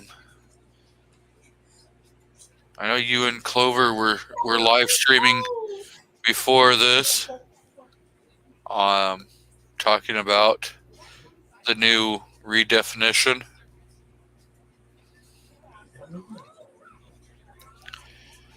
So, if people want to know more, G-Webs has put in like 1,000 hours trying to understand this and breaking it down Well, that so was that her the reading it. lame person, the layman, can understand it. Well, I read it for 12 hours, but I don't know if, and that I think is better comprehension for me at least than just trying to read it with all the other distractions. I would have never got it, but reading it made me think about it while I was reading it. But there's a lot. It's way too much to. I wish I could say that I was able to wrap my head around it and then get it out there. But we tried to do that for 3 hours, and I think we ended up dancing around because there's so much of it. Like just trying to, like if it was an oil spill, what are you going to do? Just start somewhere, or do you start to find the perimeters so you can stop it from spreading, or do you start somewhere? You know what I mean? Like, do you get started, or do you start planning, or like what do you do? Like get started. It's still creeping. It's sort of that kind of situation. So I wish I could say that it was something that was so easy to be able to go, oh, here's what it is, and now we got our hand on it. But I think it's designed to be a giant, difficult, like holding pudding, like they're throwing pudding at us. It's like, how do you hold that? Like difficult to get a grasp of it all, because you called it the redefinition. That's like one element of like 5 or 6. Like there's seriously a lot of heinous stuff happening, and it's getting us ready for that next one we know is coming, right? Yep, the pistol brace. Yeah, the SBRs, whatever. Yeah, however they're going to start that crazy checklist.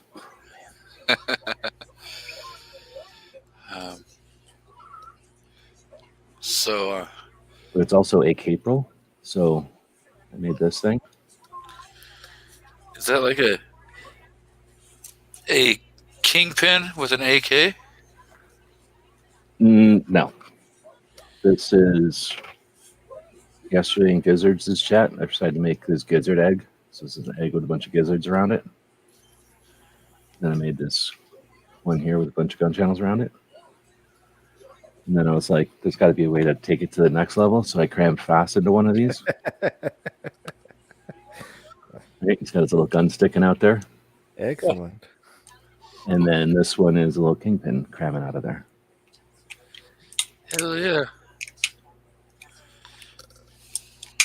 This is out of the material that the bottle caps are made out of, right? So it's a little stronger than some of the other materials, but then I don't think you get as much fine resolution in the print. It's a little more like a junky toy than a really nice toy, but it's a stronger toy than a brittle toy. So this looks like a big fat kingpin, kind of. With one hell of a barrel on that pistol. Yeah, I'm not sure how to get the gun right for him, so he gets a bigger gun than he needs, but whatever. He's got his crown going on. Yep. At first I thought he had a little AK in there, but then now I see the 20-inch barrel. Heritage Rough Rider. Smith & Wesson 500. Just hanging out with Gizzard and Foss. Just like a Sunday morning, or a Saturday evening, or a late night, overnight, or, well, the other time those guys are all three together. So we've got Tim S. out in the crowd. Welcome.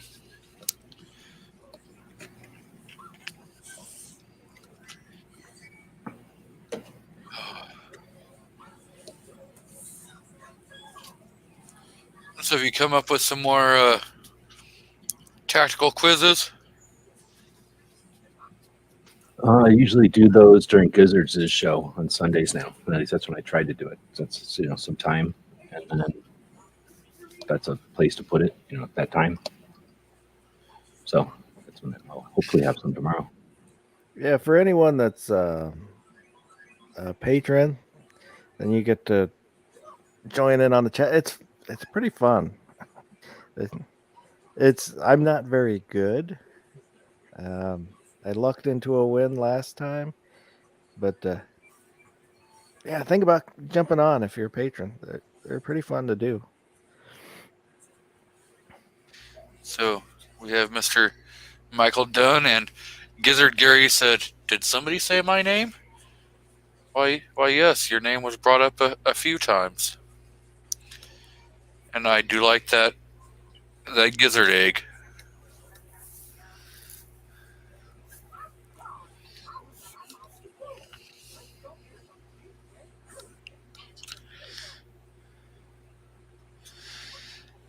You know, I think you should do the FOSS with an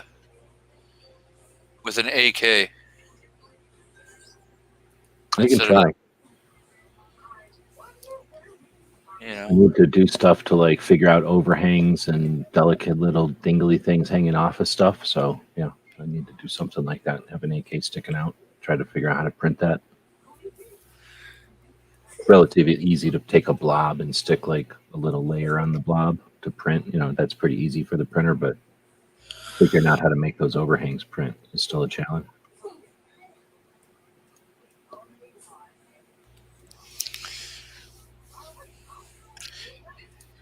we could always do like a little Draco pistol. Oh yeah, there you go. Have FOSS with a little Draco pistol.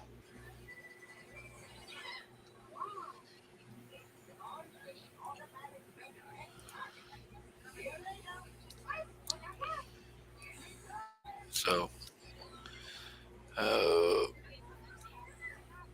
we have. I know we missed out yesterday with the Free Packs Friday, but every Friday it's Free Packs Friday at gearwebsites.com.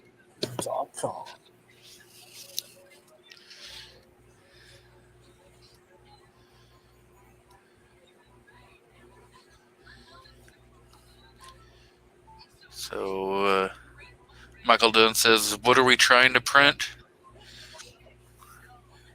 I think We started a thing called AK-April a long time ago, messing around with AK design stuff for the month of AK-April, right? So, and then there was Makarov for Makarov stuff, and then Glocktober, of course. A lot of people celebrate Glocktober. Big holiday on the East Coast, from what I understand. especially in Georgia. All month long. Dude, So then, anyway, we did AK-April. So I was making these eggs for AK-April because I know how to make an egg, and I just was sticking stuff on eggs. They actually don't take too long to print because they print now like a hollow Easter egg or like in the Christmas ornament, you know. So they don't waste. I figured out how to print them so they don't waste a lot of time making stuff in the middle because they don't need any strength really. So just AK-April stuff. So should we change September to Sigtember? Sigtember. There It's you go. never even been suggested because no one had the gall. Why would anybody do that? Sigtember? Yeah, Doesn't even Sigtember. roll off the tongue or nothing. I mean, I'm just spitballing over here. How about the Smith & Wesson Sigma-tember? I don't know if that rolls off as easy as Sigtember. What, buds? Are you hungry, buds? Okay. Yeah, I'll get you some chicken noodle. The H&K, we don't care about you, Rary.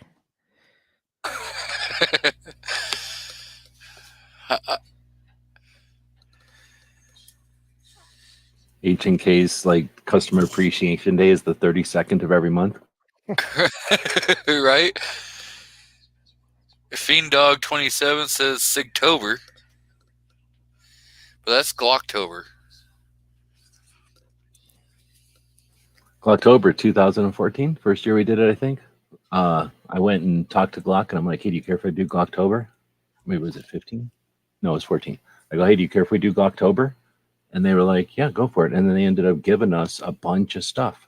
So they gave me basically this giant box of stuff like swag that they would give a gun shop, like those metal signs and bags and like the range bags and those little bags that you just put like a gun in, like the smaller bags that are nylon, and then tons of patches, 200 of them or something, like tons of stickers and stuff. And what we ended up doing is taking that and given, I forget how many, we had a whole bunch of content creators. This was 2014, so Gun Channels was rocking and rolling. So I had a bunch of gun content creators and let them all do whatever contest they wanted for Glocktober, anything they wanted. And then we would basically send out the prizes for them. And then I had a couple of companies here in Arizona, Wilderness, a place that makes nylon belts and bags and range gear and stuff out of Phoenix. And then I don't want to leave anybody out, but a couple of people that we just knew, we told them we were doing this and they're like, oh, we'll help you with the shipping because Glock gave us all this stuff, but it would cost money to send this stuff out. So they helped us with the shipping and then also threw in stuff. So we had all these cool, I think we had 100 packs of stuff to give away. And then I gave away 10 of them maybe. So 90 of them were given away by all these other people that were making channels and doing stuff. Everybody gave it away however they wanted. And then, that was for first Glocktober. And then we made a patch for it. And it was horrible. It was the worst patch ever because we all sat around in a chat like this, except there's 10 people who didn't agree on it. And we all came up with a compromise. And it's the worst patch ever, just as you'd expect from a horrible compromise. So then the next year it was more like a couple of people were picked to make the patch and it got done. And then there was another patch. And then that's when Glocktober kind of ended in 2017, I guess. But it was really a thing. And it was sanctioned by Glock at one point. That's pretty cool. So we got Mr. Two-Way We Stand, who's popped in, Lead Bullet Junkie. So, welcome, guys. So one reason I like Glock is that's that kind of company. They didn't have to throw us just a pile of stuff. I mean, it didn't cost them that much, but they could have just as easily said, I don't know who you people are. No, I don't want you taking our name and being weird with it. And instead they were like, yeah, go over it, have fun. I thought that was pretty cool. Right? Now, if we went with Smith Timber, do you think Smith & Wesson would send us a bunch of swag to give away? I don't think there's any reason you shouldn't try it. I mean, the worst they can say is no. But honestly, if you asked them with enough lead time and they did say no, you could go to a wholesaler, somebody that deals with a lot of SIG, Smith & Wesson, Smith & Wesson or SIG, really. And they might have an incentive to give you a bunch of stuff or to do something to, offer prizes or something. Or I don't know. Does Smith have optics to tie it into the rest of the show? If you'd work something out with SIG Timber, with SIG, they might throw in optics. The optics got to cost them pennies on the dollar, right? They're not making. There's a lot of overhead in optics. That's why they're in them, right? They wouldn't be selling them if they didn't make a lot more money on an optic than they did on anything else on the gun. So hell, I could go throw some stuff at you, and it's a great opportunity. It's a great vehicle to go approach these companies because they don't care. They've got marketing budgets. They make product to give away to people so that they call it marketing. So they're expecting people to come to them with projects. I could save them a bunch of shipping because SIG Optics is right up by Portland. And you can always tell Smith & Wesson that Yankee Marshall sent you. Is that a good thing or Smith bad & thing? Wesson isn't going to send anything to the Glock guy. Come on. Well, they can send it to me since they're in They could Tennessee. they could think they're going to win them over. Sure, we'll send you all you want. Yep. That's right. Be like, hey, Glock sent us a bunch of swag for Glocktober, so why wouldn't you want to, outdo them and get SIG Timber or Smith Timber to become your month? Right. Pretty soon it's S&W 23. Hey guys, I'm thinking of changing my channel name to S&W 23. Or S&W 4006. It's only a matter of time.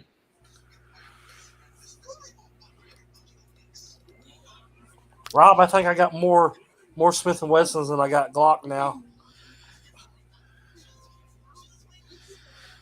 Good. About time.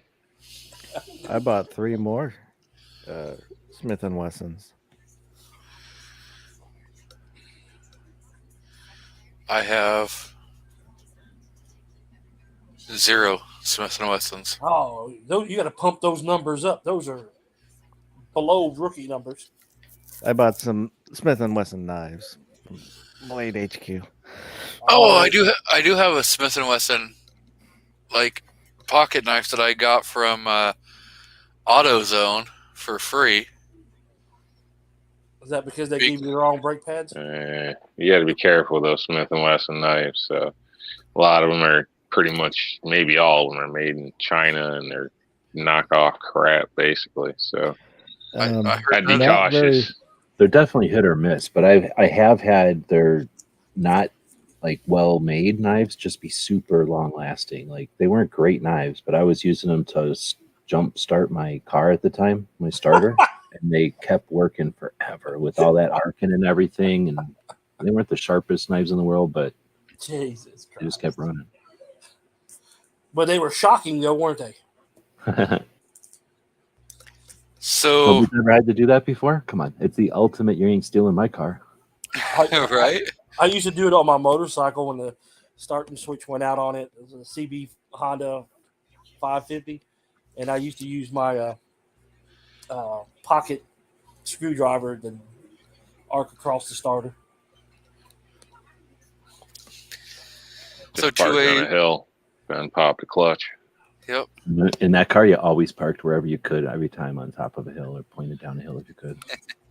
Unlike you, Rob, I didn't like physical labor, so 2A we stance is what was it? What's the topic for tonight? So we were discussing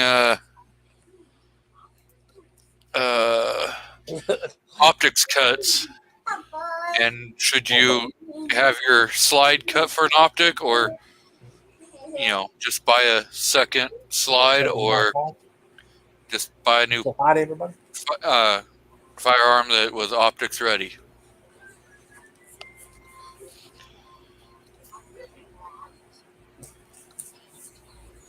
Mr. That's Foss, it. you want to go over next show tonight? Here you go. Oh, okay. Okay, so if you guys have not checked out 2A We Stand and subbed, dude has some great opinion pieces. Make you think. His media question today was a great piece. So he says he thinks he would get one that's already optics ready. But the thing is that is a good choice. But if you already have a firearm and you're thinking about getting into the optics game, going out and buying a whole new firearm may not be the greatest of choices, because you may not like the optic path. So I guess there's always the pros and cons on how you want to go about it. Well, in that case, if you didn't like it, then you'd be stuck with a gun you just paid extra money to get an optic cut for. So you'd probably be better off buying one that was ready to go, and if you don't like it, sell that one.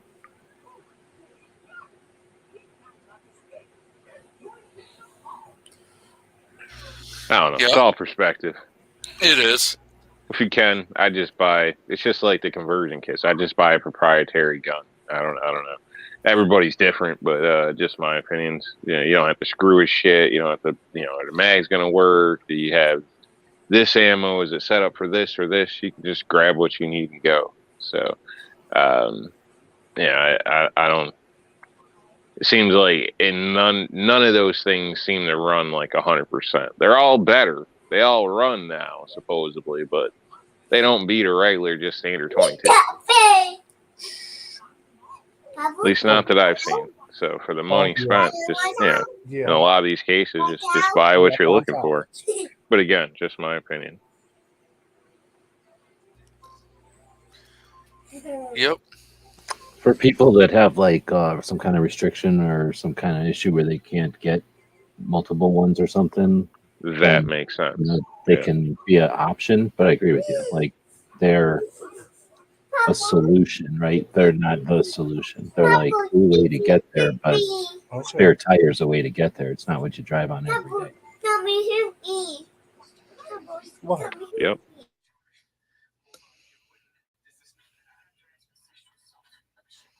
But that being said, I just think it was neat back in the day when, you know, you bought a gun and you bought a gun, and then you could take it to a gunsmith and have them chop a barrel or something. But if they came out with a new model, it was like, oh, neat. You know, they came out with a new model. I'm thinking like 1911s were 1911s until they came out with, well, I don't know what order, but commanders and officers. Is that the two? And then, you know, like the revolvers, I never paid attention, but, you know, I'm sure at some point they made one revolver and somebody was like, oh, make the barrel longer or make the barrel shorter. So, you know, you had to wait until the company did.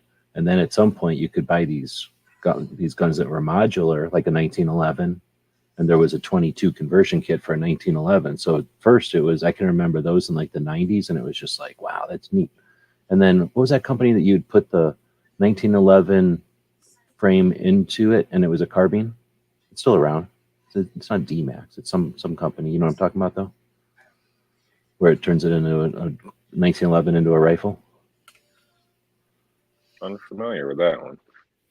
Oh man, they make a 10 millimeter, so everybody was hot about them a minute ago because of the 10 millimeter concept, because it gave you a 10 millimeter carbine. But it's basically just like a metal tube, like a metal tube with a barrel in it, and it does what you'd think. It, you know, it kind of looks like one of those Glock chassis that are made out of plastic, except that it's metal and it's longer, and it's to put a 1911 in and have like a 45 ACP carbine. And again, I think it was mostly for people that had, you know, issues with cost or law reasons why they wanted to have one, you know, gun, or tried to do as much as they possibly can with that one gun, or maybe some kind of weird survival thing like, oh, I can transform it into something else. But I just thought it was just neat because that's all we ever had until the Glocks came around, because they were so, I don't know, probably just because they were so around so much, and then because the law enforcement grabbed them, and you know, a lot of law enforcement grabbed them. I think at one point it was like 84%. So whenever that many of something like something, a whole bunch of people change their mind, right? They don't like it.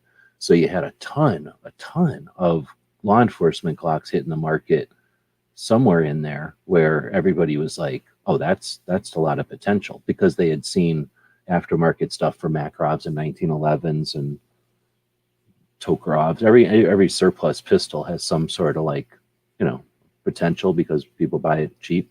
So I started seeing those cheap Glocks, and I think that's where it started. So for me, it was just in the mid to early 2000s when you could buy a Glock and then buy a couple of parts, and it could be kind of like a transformer or something, like this MacGyver Swiss Army knife of guns. It was just neat. But people that are like, oh, and then I guess the other thing is maybe there's a scarcity or something, and you can buy a 9 and then convert it to whatever, 357 SIG or something. Is that how it works? Or is it 40 to 357? Whatever the conversions are, you know, somebody can buy it in one caliber, but then readily move it over to the other caliber. That's a little different, because people take and just buy the other Glock guts and just use the frame and stuff and make it one gun the other caliber. And that's during scarcity kind of neat. But now it's less unique to the Glocks, because pretty much, you know, anybody that wants to can do it with 80%ers or 3D printing, like literally with any gun. It's crazy. Like pretty much every gun at this point, I've seen somebody make a 3D printed receiver for it, just to kind of prove a point, or just to cure some problem they had with their original one or something, or maybe they got the parts kits cheap or something. So now it's less and less an issue. But at the time, it was just like a unique thing about the Glocks, is that you could get that stuff, and it was available, you know, mass produced. And for me, it was all fun because it was used. People would get that stuff, not enjoy it that much, and sell it for pennies on the dollar. And then I would snag it up and just, you know, have it to play with super cheap.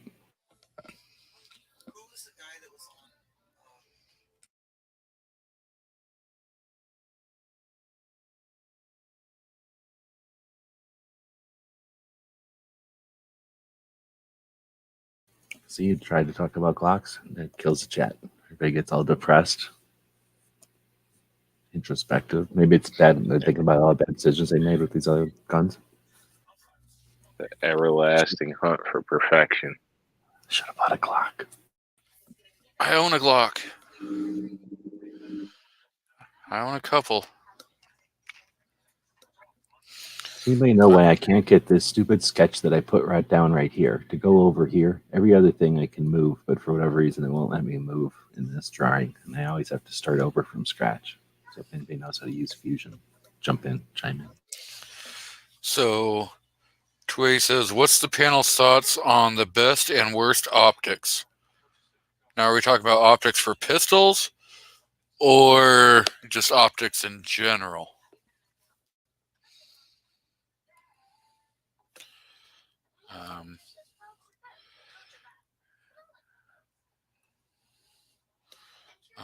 I may have done a thing. I think the worst ones are the inexpensive ones that look like the ones that are, that are good, and I think the best ones are the ones that are rugged. Like they have some of your like Holosens are really nice optics.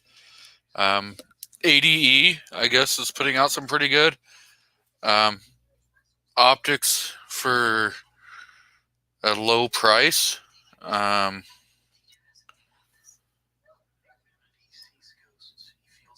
But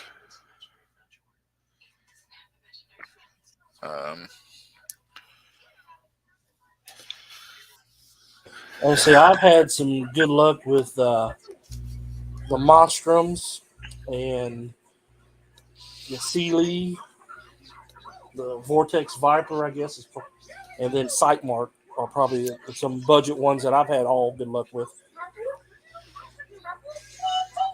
I'd say best is a matter of opinion. Depends what you're looking for.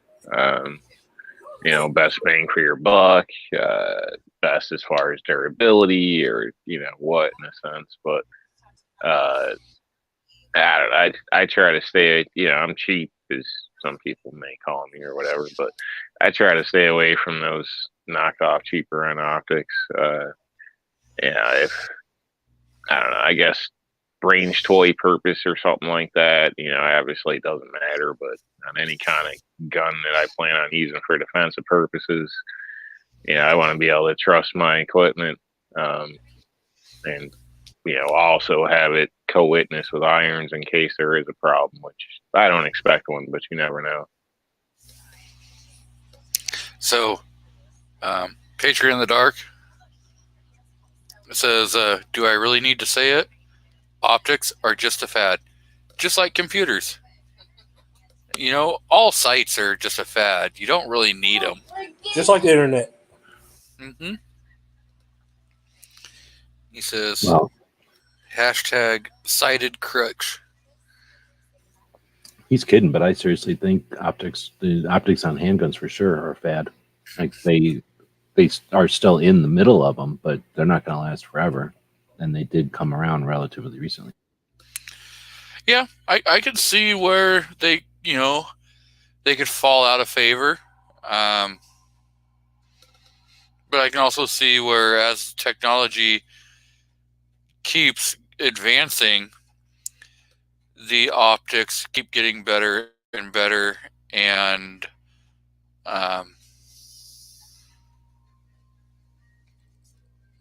they stay around, So it's one of those. I'm not exactly sure which is gonna happen. But in everything, I mean, truly, all things go through ebbs and flows. Because if you go back to when 1911s were,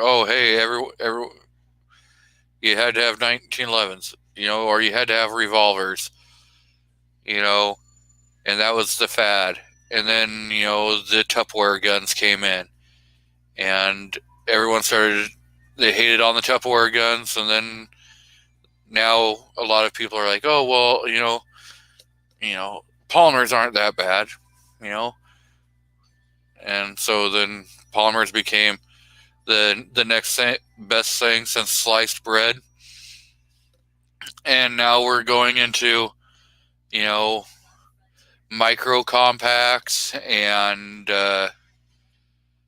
optics and micro optics and crap like that, so you keep having the fads, and some things stick and other things just fall by the wayside.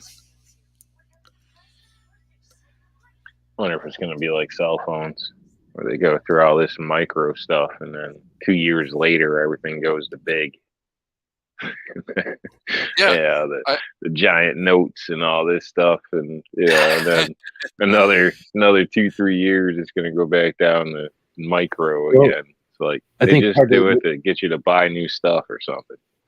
Well, no, they're going to feed it's a back and forth. I mean, they're going to feed what people want. But I think you're right. That's a good analogy, because when you think about that, everybody was getting a cell phone, then everybody had a cell phone, but then we started to text.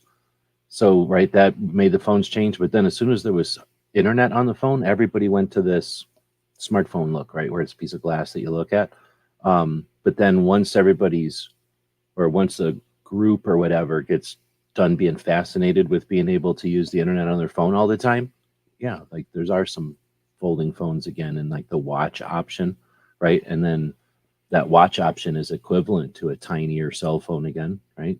It's just that I guess the other one has to be tethered to it. I don't know how that works, but you know what I mean? Like that's people got like, oh, neat, I can look at the whole internet on my phone. And then they're like, wait a minute, why do I need to look at the internet on my phone? And then they go back to having the phone be a chunk of their watch. So they went the other way, and they don't even want to carry their phone if they can help it. So it's, I think that's kind of what I was saying I think it's a fad, because you got a bunch of new gun owners. You got a whole bunch of new CCWs. It doesn't matter how old or how long you've been owning guns. We've only been able to CCW for the most of the country for the last couple of 10 years, a decade or something. So there's pretty much everybody's new to CCW. So there's all the holsters. People don't know what to do with holsters, and this optics is just a ripe market. And a whole bunch of new gun owners are like, oh man, I'm struggling with my irons. Oh, my Magic Gold cheater dot makes that I'm a great shot, just like my video games. This is awesome. There's no downside because everybody's trying to sell it to you. But I keep saying, like, gunfights don't happen in some kind of range where it's nice and clean and there's air conditioned, blah, blah, blah. There's smoke. You don't get to choose smoke. There's darkness, which red dots are great, but they don't create light down there. And there's blood and guts and snow and mud. And everybody likes to think that that's just cool words or whatever, but you bleed out. Like, you bleed all over stuff. Your hands get all bloody really fast. You touch yourself when you're hurt. And then your hand gets all bloody. You bring it up, and now your gun's all bloody. You can practice all you want. Do you practice with blood all over there? I know I'm being gross, but come on. We're talking about some gross stuff sometimes. And once that happens, when people start going, oh, you know what, everything would have been great except for that I couldn't see through the top of my gun, and I never trained to shoot around that or through it or anything, it's going to be less and less attractive to people to spend. You guys are talking about spending, I don't know, you got to buy a plate sometimes, you got to buy a cut, you got to buy a slide, you got to buy the optic itself, got to buy a new holster, got to buy batteries, you got to get used to shooting it. You change any variable, and now you got to completely change it around. That's nobody's paying attention to the downsides except people like me, that people are like, oh, blah, blah, blah. Well, you're not getting paid to sell these things, so what do you care? So I'm not getting paid to sell these things, so I don't care. Like, I have the Holosun, and I really do like it because you have the battery, but you also have the solar panel. So if your battery dies, you still have the solar panel, which picks up any ambient light. So, and then allows the optic to keep running. But again, like you say, if the glass gets cracked or if something gets in front and blocks the emitter, your red dot's down. So yeah, even if you're going to have a red dot on your firearm, you should definitely be able to co-witness. So you have your front and rear sights, and you can still be able to see through through and God forbid your optic completely craps out, you should be able to still use your firearm. So practicing on irons is definitely really important. So that you're making sure you're staying on sight picture, because yeah, there's some people that are going to go, okay, well, they're new to firearms, and the first firearm they ever get has an optic already on it, because everybody talks about, oh, you gotta have an optic. Optics are nice, definitely for when you're at the range or shooting competition. Faster acquisition. You can pick up that red dot really quick, and where that red dot is, no matter if it's up in the top left-hand corner of the window or what, if it's on the target, that's where that round is going. You don't have to I got to make sure I'm lining up my sights and be perfect. As long as your red dot's on your target, it's going to hit your target. And a lot of, so it is kind of cheating. Yeah, I'd say within reason. I mean, you still have, you're going to have drop over a certain distance. I mean, if you're just talking close up or whatever, but, it's not a magic button in a sense. So there's still the, fundamentals of shooting in a sense. Shooting any distance, high winds, things like this, are still going to have a play in using a red dot.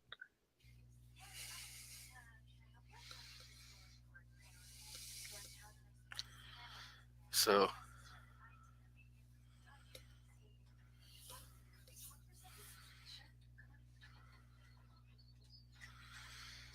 just I'm a firm believer in irons first.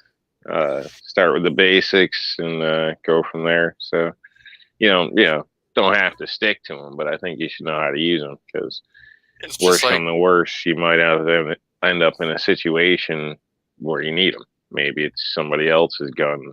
I don't know, but either way, it would be good to know, in my opinion. But I don't have anything against the dots or nothing. So I think it's a lot of money.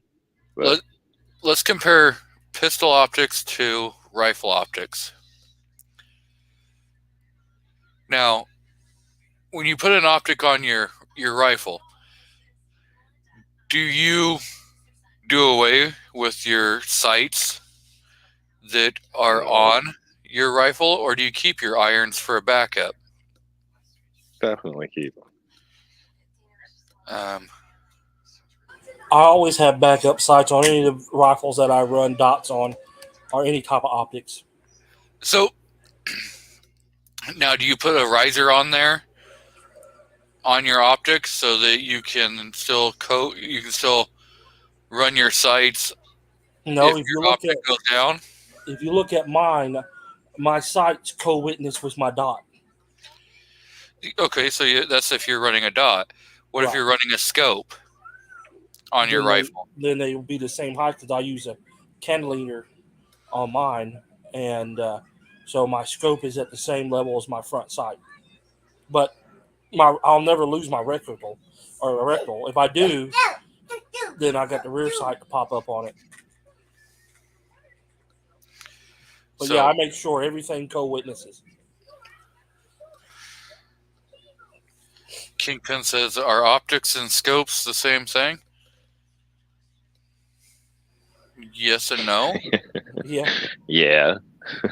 Same yes difference. And no. I mean, I think you're going to find scopes or red dots under optics. Yes.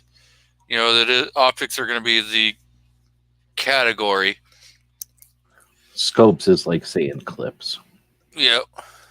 I think, right? Because what we think of a telescopic sight with scopes comes from, I think, is a magnified optic nowadays. So you've got your holographic optics, your red dot, your prismatic, your different types. So you can't say red dot anymore because that's too general. Some of them are way more advanced than just a others that are totally simple. You know, a $10 one is different than a $200 one. So they call themselves optics to get around that. And then magnified optics gets thrown in there so that you don't have 100 different words. And then the thing is magnified optics as opposed to non-magnified, right? So I think that's where Illuminated.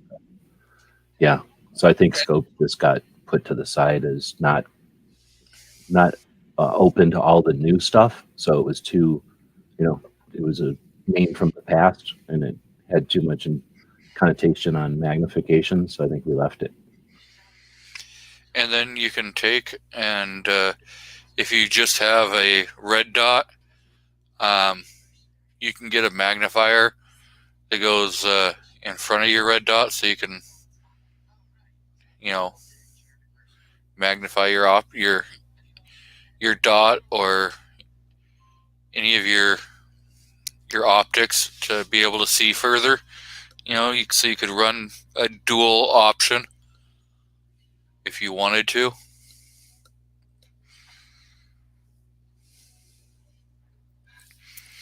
So yeah, there's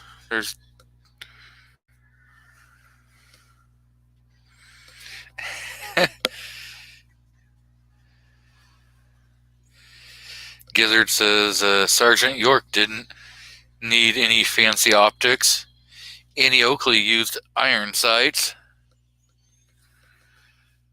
Now, did she really use irons, or did she do more point shoot? Because Well, that's a good point. Like reflexive shooting or whatever. yeah, when she did some of her mirror shots and different stuff like that, was she actually trying to line up the optics, or was she going with getting the sight picture? So was she using solid rounds or snake shot? Because I've heard some stories.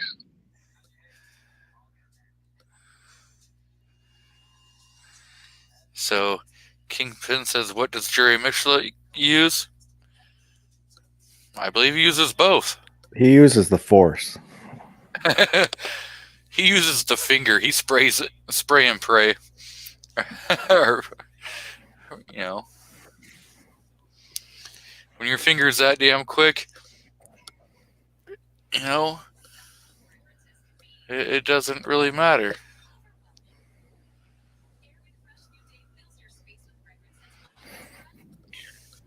Yeah, he's been professionally shooting for over 30 years or something like that, or 40 years. It's a long time. I can't remember for sure what it was, but yeah, he's been a long time. Like, that's your job to get paid, and ammo and everything's provided to you, and this and that. That's it's a lot of rounds downrange. So, Mr. John H is out there and new to the channel. We've been talking a lot about the optics. So if you go back to the beginning of the chat, we did do a lot of talking about the optic cut. Should you go and get one done? I showed some different sites that are out there where you can choose to ship your optic to. If you decide to go that way. So, and like I was telling you in the chat the other night, I would definitely, since you're still kind of getting new to this, I would think about doing a dovetail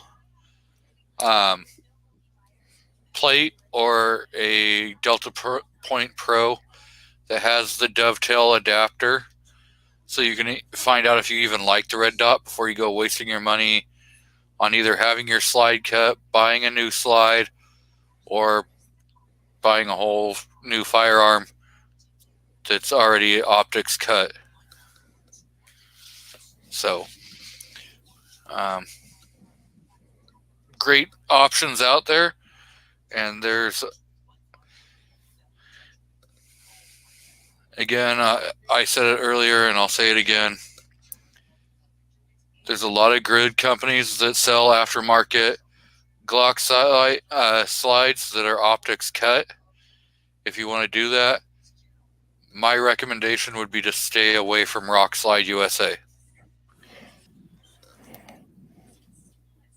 And that's just because of the negative experience that I've had with them. And I've heard some other people who have had horrible experiences with them. So It's funny how you only hear that stuff after you send them your money. right? Yes. And I have 3 videos on the Rock Slide, and those 3 videos are actually my best videos on YouTube. Those, the very first video I ever did on YouTube for like gun or firearm related,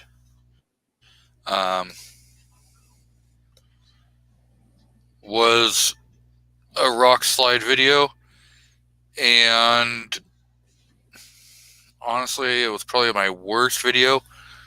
I dropped my phone like 5 times while shooting the video, doing the unboxing, and it's got 2.3 thousand views. Don't ask me why.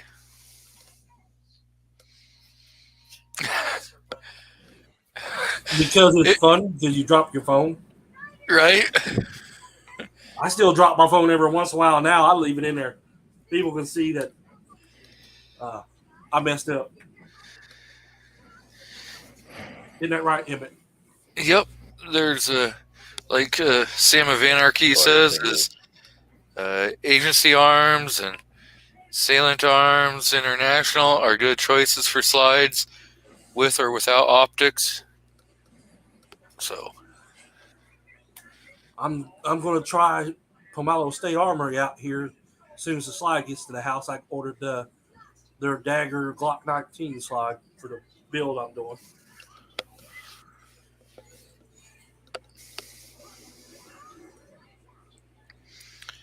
But yeah, there's definitely a lot of slide options if you just want to buy a new slide for your Gen 5 that are out there, and you can get some from the Glock store. Wolf has good slides. There's so many different options out there.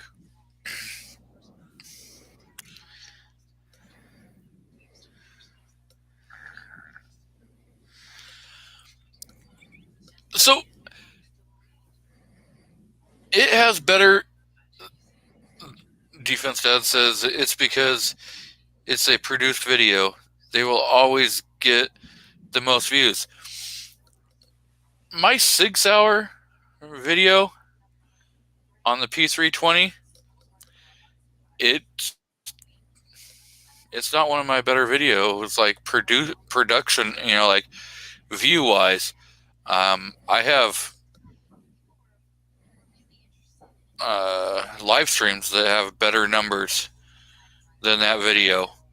So I don't know why that 3-part series on the Rock Slide, every one of those videos is pushing 2,000 views.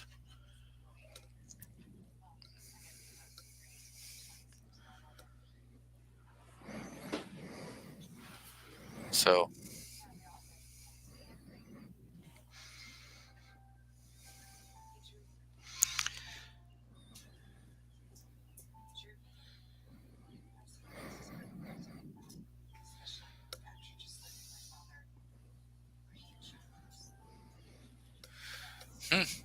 So Patriot daughter wants him to go hunting with her. I think that'd be pretty cool.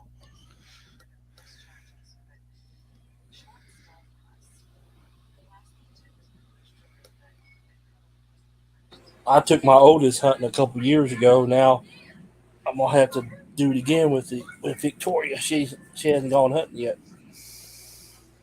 We'll take her squirrel hunting. Get, I don't know, Patriot. get some tree chickens. Well, that's Sounds of it. Patriot's always in his daughter's business. Now she wants to take him hunting. well. I can see a problem coming here, buddy. So Well, I He do says- too, because Rob has paid him some money or paid her some money to take him out. Like, nah, I haven't paid none. I'm just saying. Yeah. like he tried to take me out with Victoria. You might want to bring a a third just to be safe as a witness. So he says, nope. They let us blind guys go with spotters at a totally different time. That's kind of cool. And you definitely would want a spotter for anyone out hunting that is sight challenged.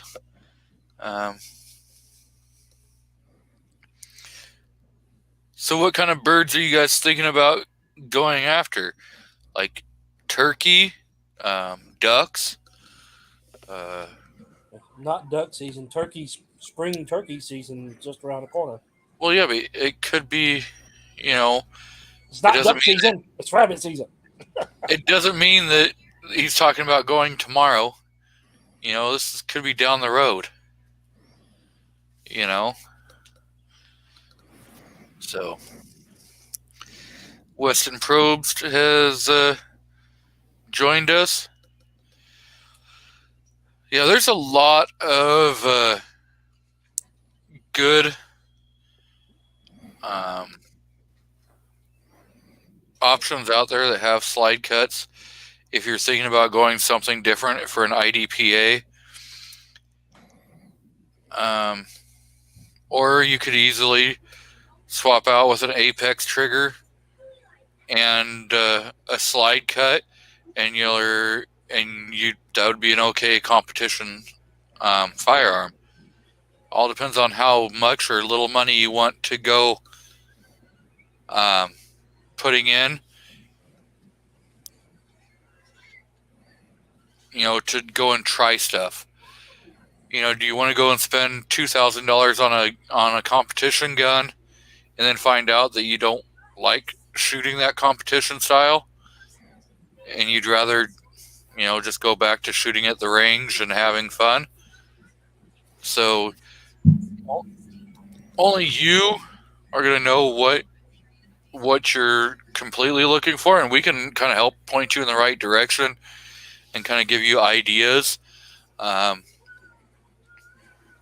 yeah. If you don't like that $2,000 comp gun, I'll give you $500 for it. It's not New York compliant. Sorry. It has more than 10 rounds. I'll meet him in PA. denied. It's cool. Oh. But Yeah, turkey season's going on right now until May 15th in Tennessee. and I mean, so you could do kind of like an Apex trigger, a 3-pound Ghost Connect, and a slide cut, and you're probably looking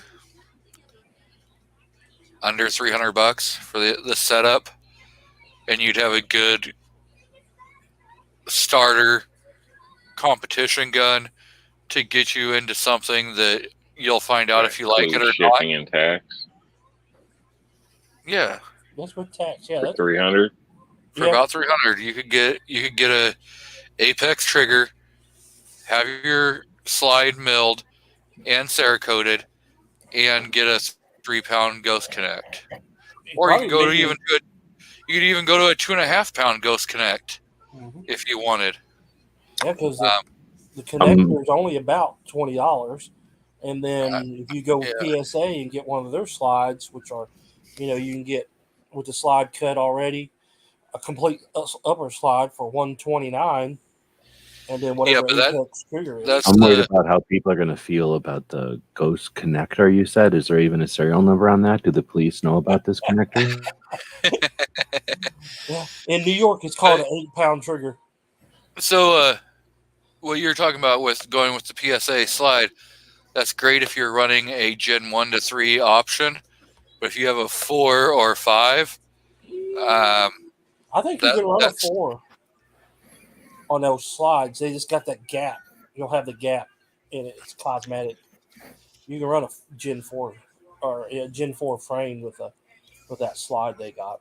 You can't run a 5 though. It's too different. yeah. He's got a Gen 5 Glock. Oh yeah, never mind. Oh well, damn, that's his problem. He's got a Glock. Get rid of that damn thing. Well, do you hear anyone talking about, oh, I compete with an M&P? Absolutely not. So, next. I did in IDPA back in the day.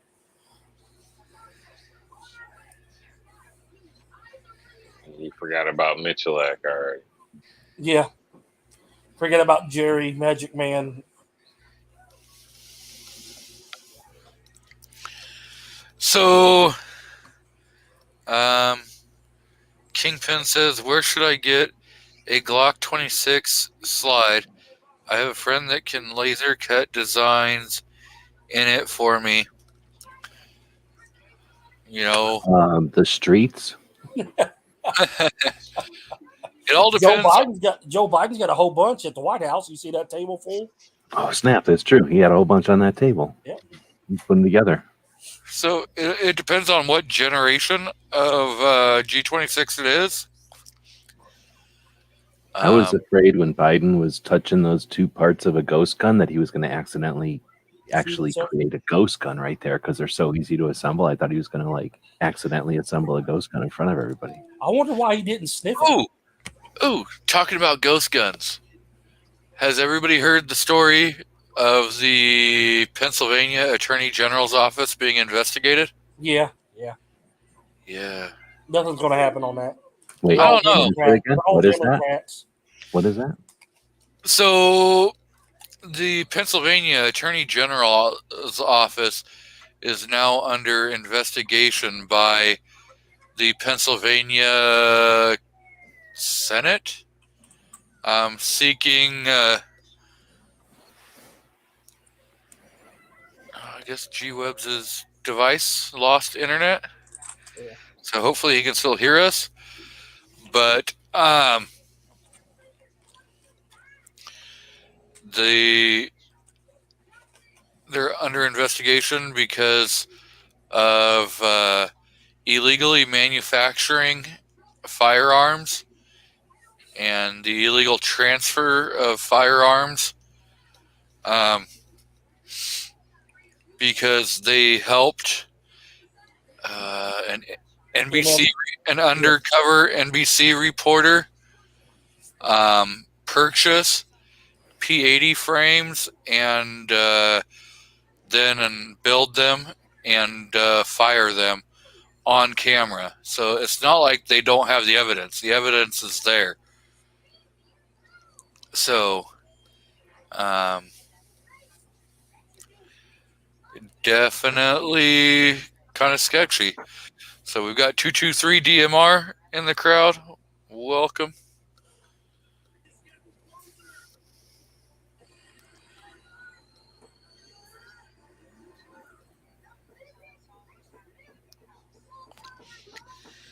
You back to CP?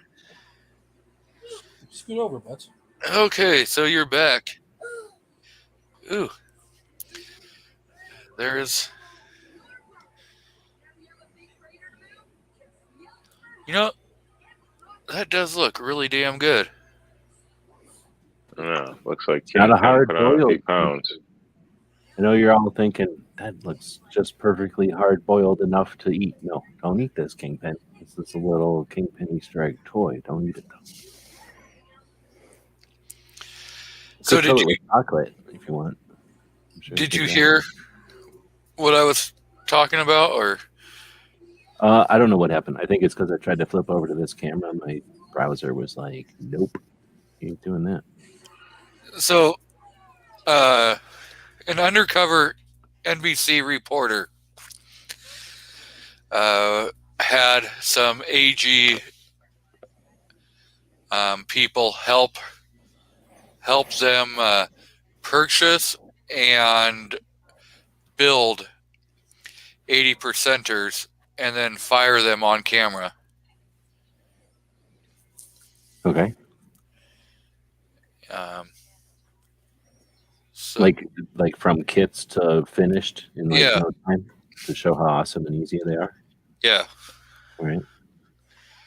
So they used NBC money to purchase these kits and then build them, and then plus NBC has them.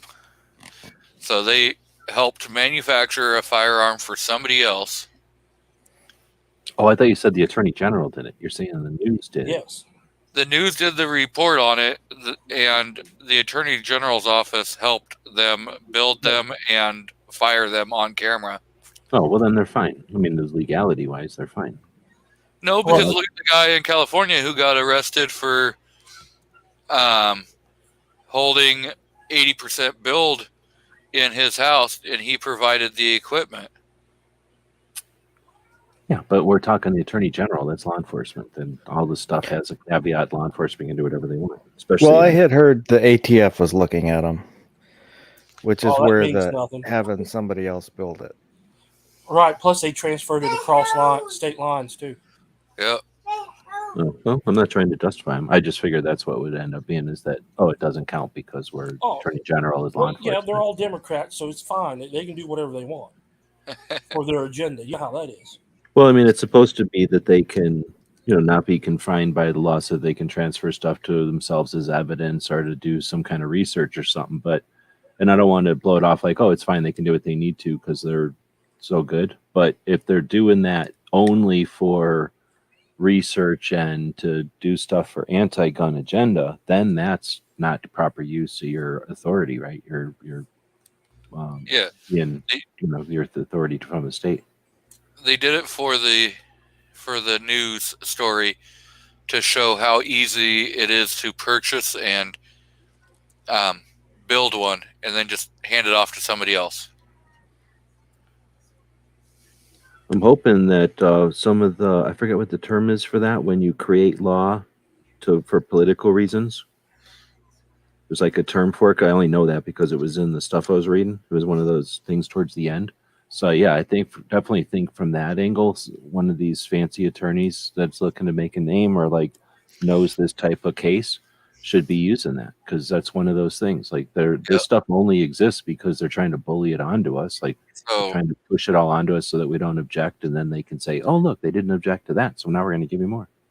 The PA Senate brought in Alan Gottlieb and other people to do an outside investigation, and John Crump is the one that broke the story for AmmoLand.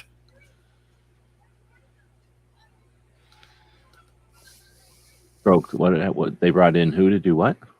They brought in Alan Gottlieb and some other people to help do an investigation, and I believe the ATF is also investigating them. For that same instance you're talking about. Yeah. Oh, wonder why would they bring in Alan Gottlieb? Well, the Pennsylvania Senate did it, so they had an outside investigation and not anyone tied to the state. Like an impartial. Yeah. Okay. So they brought in a bunch of different agencies to investigate this. So I feel like we could have done it for somewhere between 3/4 of the budget and 1.5 times the budget. We'll bid on 3/4 of their budget, but then somehow need to go over 1.5 times their budget. But I think we can get that job done. Or probably pushing at least 3 times the budget. Well, if we have to. All right. Government money, so. Yeah. Basically, If they would just give me the firearm, and then I would tell them that they're guilty. It's that simple. So. And I'll do it for free. I just need a firearm. Do it like Thank this. Be like, what did you do again? Right. I didn't film that. Do it again. Nope. Let's try this again. Now let's do it for this time for real. Okay. Now let's do it for the public. Okay. All right. Now you're guilty. Right. Exactly. So- I'm building too, so then yeah, they can finish the build for me, and then we'll do that. Yeah, that'll work. I like that idea. So have a good evening, 2A We Stand, and thank you again for joining. 223 DMR says John Durham has sent out indictments Hunter Biden, Hillary Clinton, and Obama. I have not heard any of that, so I I don't. feel like Hillary's done anything wrong. The rest of these people in the panel may have said bad things about Hillary, but I don't think Hillary's done anything wrong ever. I have not, or will not be attempting to commit suicide at any point. I have no She's the suicidal devil. tendencies. You might want to watch what you say there, Rob, because she lives in your state. She's the devil. Did they though, or she only lived there to be a senator, right? Did she ever actually go back there? Oh, she lives there. Like that's where they live. That's Oh, okay. the last time they even did any kind of like. They found her in the woods. She was out roaming in the woods.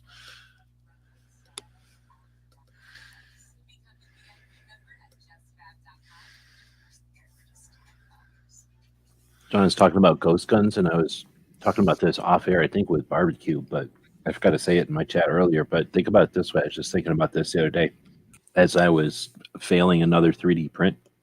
When they go to somebody's place and they go, oh, we found all these ghost guns.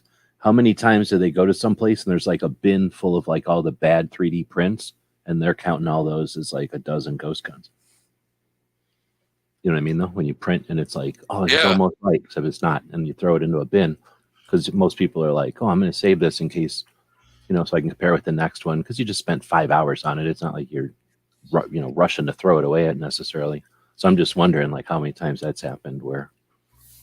Or you have a bunch of bad prints of all different kinds of prints, and you're saving them up so that you could like melt them down and remake. Oh yeah, for recycling or something. Filament. Exactly.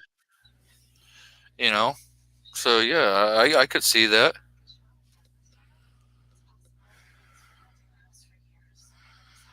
And 223 DMR says Hillary is a problem solver.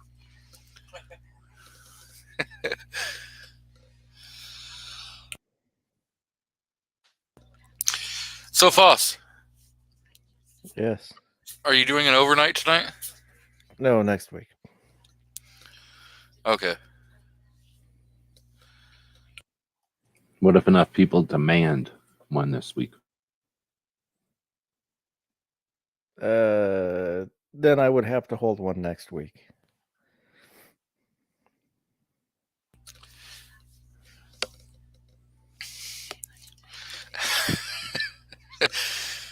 So I think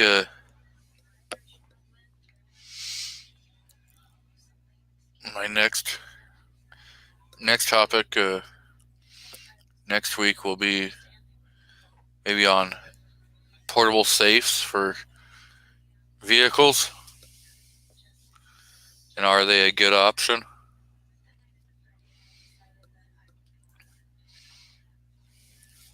That might be a good topic to discuss.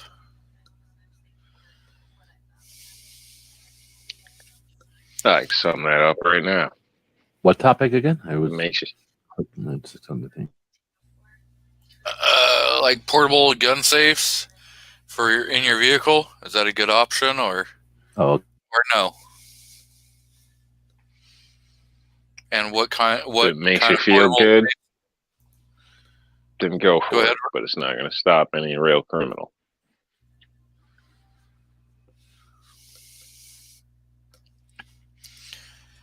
And Gizzard says, as opposed to, well, not everybody has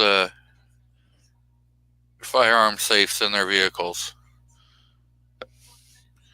So, maybe looking at some options that are out there, and kind of budget wise, it might be something worth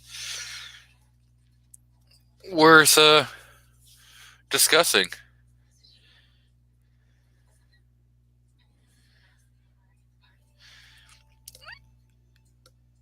Well, you do have a choice, because you could decide not to carry to and from work if you can't carry at work. I mean, there are people that would say, well, I can't carry at work, so I'm just not going to carry when I go to and from work. I'll carry all the other times. You know? Or it's okay, I can just lock it in my glove box. No one will know that. There's people that will think that way.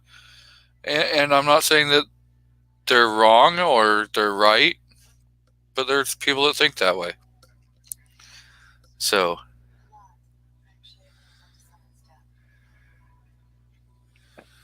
That's the thing. If they're gonna bust in and they are a criminal, they probably have some tools on them. So if they're going through your glove box, find this little magic box under the floor, they're probably gonna think money or a gun. So you go snip, snip with your wire cutters, and you're out the damn door. You worry about opening it later. So I don't know. You know, like I said, it makes you feel better, sure. But you know, I don't think it's really going to do much other than keeping your kids or, you know, guests in your vehicle from messing with stuff, personally.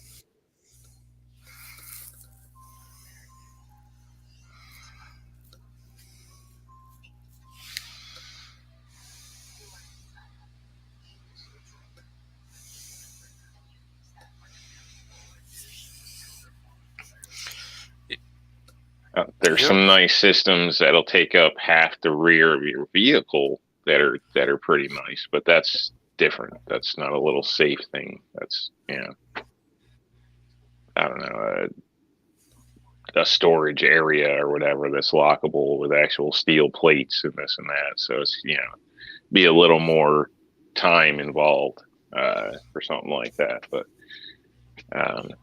you know, just one of them little box things. I've never, you know, again, I think it's just a make you feel good thing.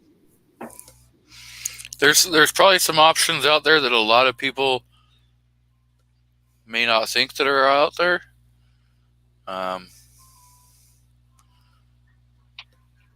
I've seen some with the consoles and things like that. But what's to stop you from bracing yourself on the door jamb and just kicking the whole damn console out? I mean, yeah, I don't know, man. If people want it, they can get it. They can usually get it damn quick.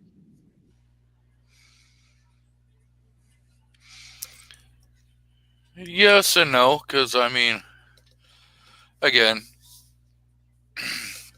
we all know that I was a criminal at one point in time, and you want to get in and out as quick as possible, and so you're looking for the path of least resistance. So you want to get what's the most valuable, quickest, and get the hell out of there without being caught.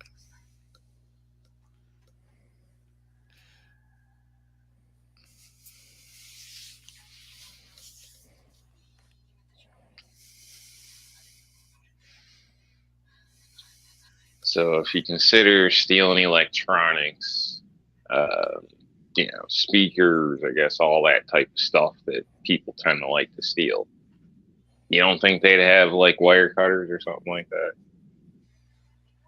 I mean, most of those cables look like a heavy duty bicycle cable that you're supposed to wrap around your seat deal. I mean, that's, you know, that thing's a joke, man. Like bicycles get stolen outside of Walmart every day with real chains. But yes, sir. I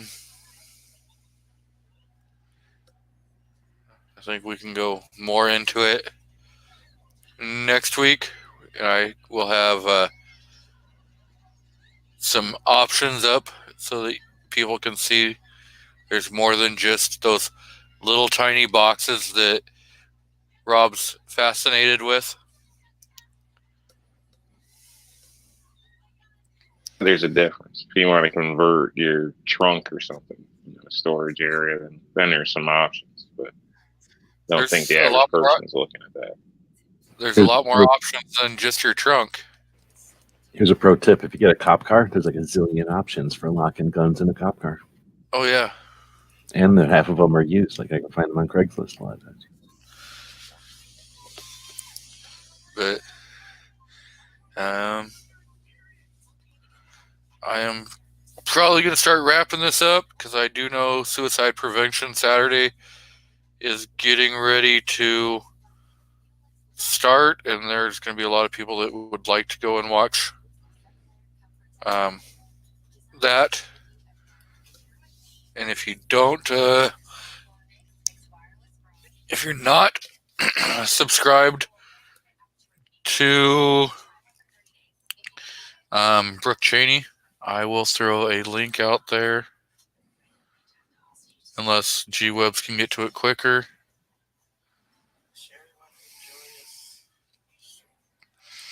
Yes, and have a... I was in the middle of commenting, so you got me. I don't know if I can get there quicker or not now. Get to your chat now. Where's your chat at? I don't even have your chat open.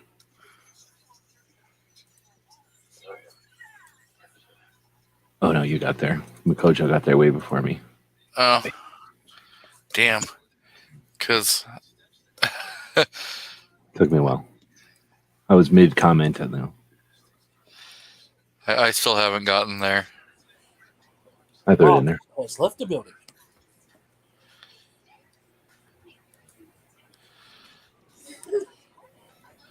Well, 3 options is there, so... Yep, Rob is gone. So,